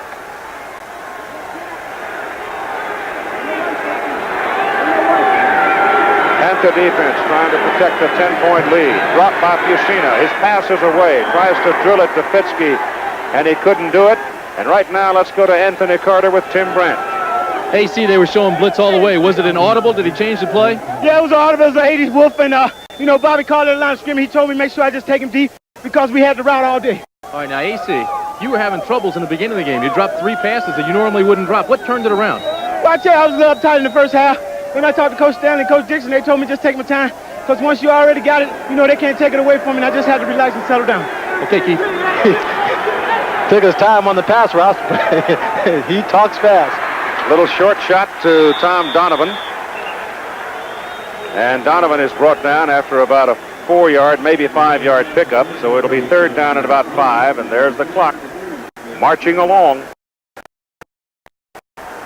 Not good music to the ears of Philadelphia. Scott Fitzke told our Tim Brandt that they wanted to march down the field. At this point now, they do need the big play. They have to get it quickly. Penalty flags. Pass incomplete through the hands of Fitzke. You may have a holding on Corker, or you may have John going too soon. It looks like it might be holding. John Corker's walking up the field indicating holding against Philadelphia. John might have started a tad soon. John tries to anticipate a great deal, and they call it on Corker. He does try and anticipate that snap count. He was doing a fair job of lobbying, though. Yes, it was. Standing up, and he just takes off. Banaszak nailed Fusina as the ball left. So that gives Philadelphia a first down. The ball moves out to the 44, and Michigan now 12 flags for 90 yards. Philadelphia 5 for 68. Offside. Defensive end. First down. 2 minutes and 10 seconds. Not John Corker, but John Banaszak, who they call on that. Yep. Let's take a look. You see Corker, he doesn't go off, but at the top, it was John Banaszak being blocked there by Irv Eatman. Back to live action. You seen his pass complete to Tom Donovan, trying to get to the marker. Can't do it. A little bit short of his first down. That stops the clock as he gets out of bounds, so they'll get one more play before the 2-minute warning. And a little bit of a respite so they can go to the sideline, get another series of plays, talk over the strategy, and see what they can do about getting on the scoreboard quickly. 24-14. That 48-yard bullet from Hebert to Carter so big. There's Donovan again loose, and this time Tommy has the first down. And we go to 1:57 to play of the football game, and that's a timeout time with less than 2 minutes to go. So Philadelphia now nickel and diming its way down the field. But they need 10 points to tie.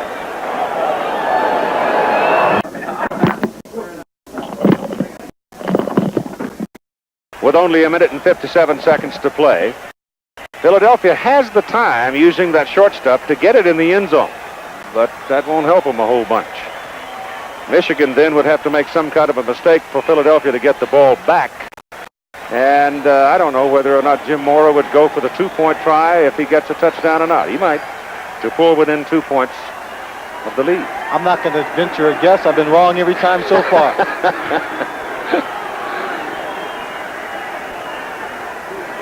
Fusina to throw it. Going to run it instead as they gave him some room. And he runs it down to about the 31. He well short of a first down as Corker made the tackle. Everybody's got to be tired now. That's right. Chuck Fusina calling for a timeout, using up one of their precious commodities. That takes them down to one remaining timeout in the ball game. And should they score, Keith, driving as they are right now with the short plays downfield, they're not going to have a lot of time left. And if they use up all their timeouts, then the game is virtually over, unless they get an onside kick. The Michigan defense looking like it welcomed the respite as Philadelphia called the time. Fusina's going all the way at quarterback. Hebert's going all the way at quarterback.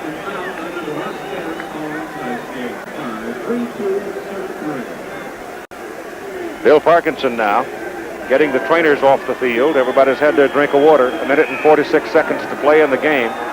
Fusina now has thrown the ball 39 times in this game. That's the most pass attempts this season for Philadelphia. Bryant has 88 yards so far in the ball game on 13 carries. Fusina back on 2nd down and 4, goes to the corner and nobody there.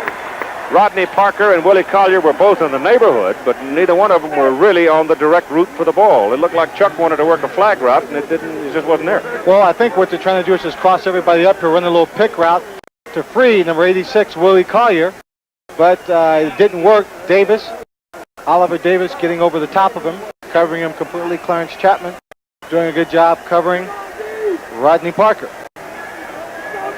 So the ball remains at the Michigan 31, 3rd down. You can run crossing routes, but picks are illegal, but you run them all the time. Very few officials will ever call a pick route. Kelvin Bryant, the lone remaining back.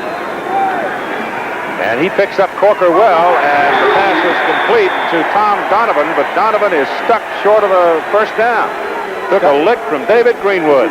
David Greenwood, he has been hitting hard all day, coming up with big plays, and the clock continues to tick down. And I'm sure the Michigan Panthers can't wait for it just to run out. 4th and 2. 4th down and 2, the first down to Bryant. Kelvin Bryant is gang tackled short of the 20. And the clock shows 1:10. Stopping as the chains are moved. Philadelphia trying to go without a huddle here to save time. Michigan defenders taking their time.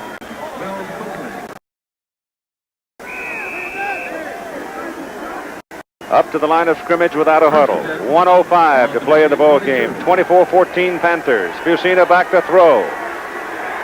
Runs away from the pressure. Throws to Kelvin Bryant. Bryant is tackled for about a yard gain. And the clock continues to move. 50 seconds showing. Chuck Fusina making no effort to call a timeout. And now Kelvin Bryant calls the timeout. John Corker is hurt. He and Bryant have had quite a battle tonight. They've been next to each other like they were roommates all during the ball game.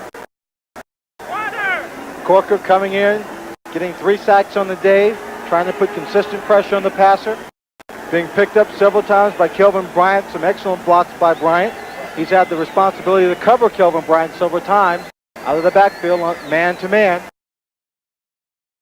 Right there you see John Corker. They call him the sack man. He won't leave. He doesn't want to leave, not in this ball game. He wants to stay to the end. The injury timeout gives Fusina a chance to come across and talk with just 44 seconds remaining to play in the ball game. John Corker was selected the most valuable player on the defense. On defense in the USFL. Philadelphia goes ahead and spends a timeout. That's their last one. They have none remaining. So Michigan hoping that that trophy with its silver, its gold, and its marble base will be in their locker room, and their quarterback, Bobby Hebert, has been named the most valuable player. That's a good-looking trophy. It's 24 inches in height and 48 pounds. Designed by a company in Spain. The book of trivia. Hebert, 20 out of 39, 309 yards, 3 touchdowns. He was intercepted 1 time. Alan Harvin is now in on the 2nd down and 9 for Philadelphia. Fusina's pass is complete to Collier down near the 10-yard line. That is another first down, and that will again stop the clock with 37 seconds to go. But in all reality here now, I think it's reasonable to say that the Michigan Panthers at least have one hand on that trophy. I don't see 10 points in 35 seconds. 8 maybe. Over the middle, the pass is incomplete. Scott Fitzke had his hands on it and then could not come up with it as he was, no, it's Tom Donovan, as he was sandwiched between 2 defenders. You know, it is not likely that Philadelphia can score the touchdown here, then come back and get another touchdown to win this ball game. They would have to score quickly, then get an onside kick.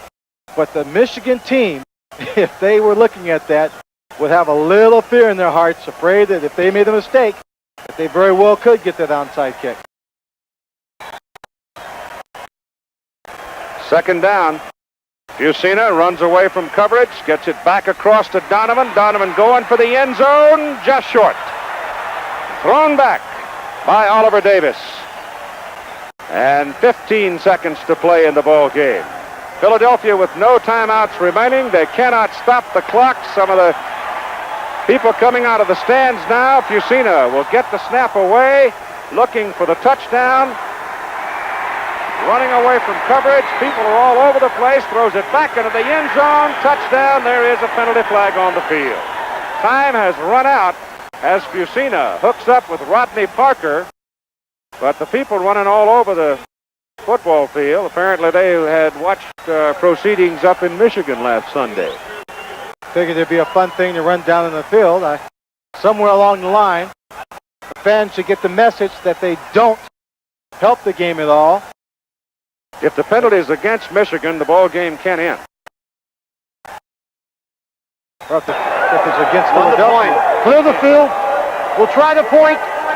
Point after touchdown.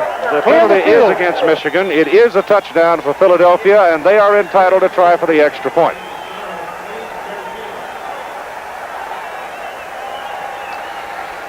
So it is now a fait accompli. The Michigan Panthers are the champions of the inaugural season of the United States Football League.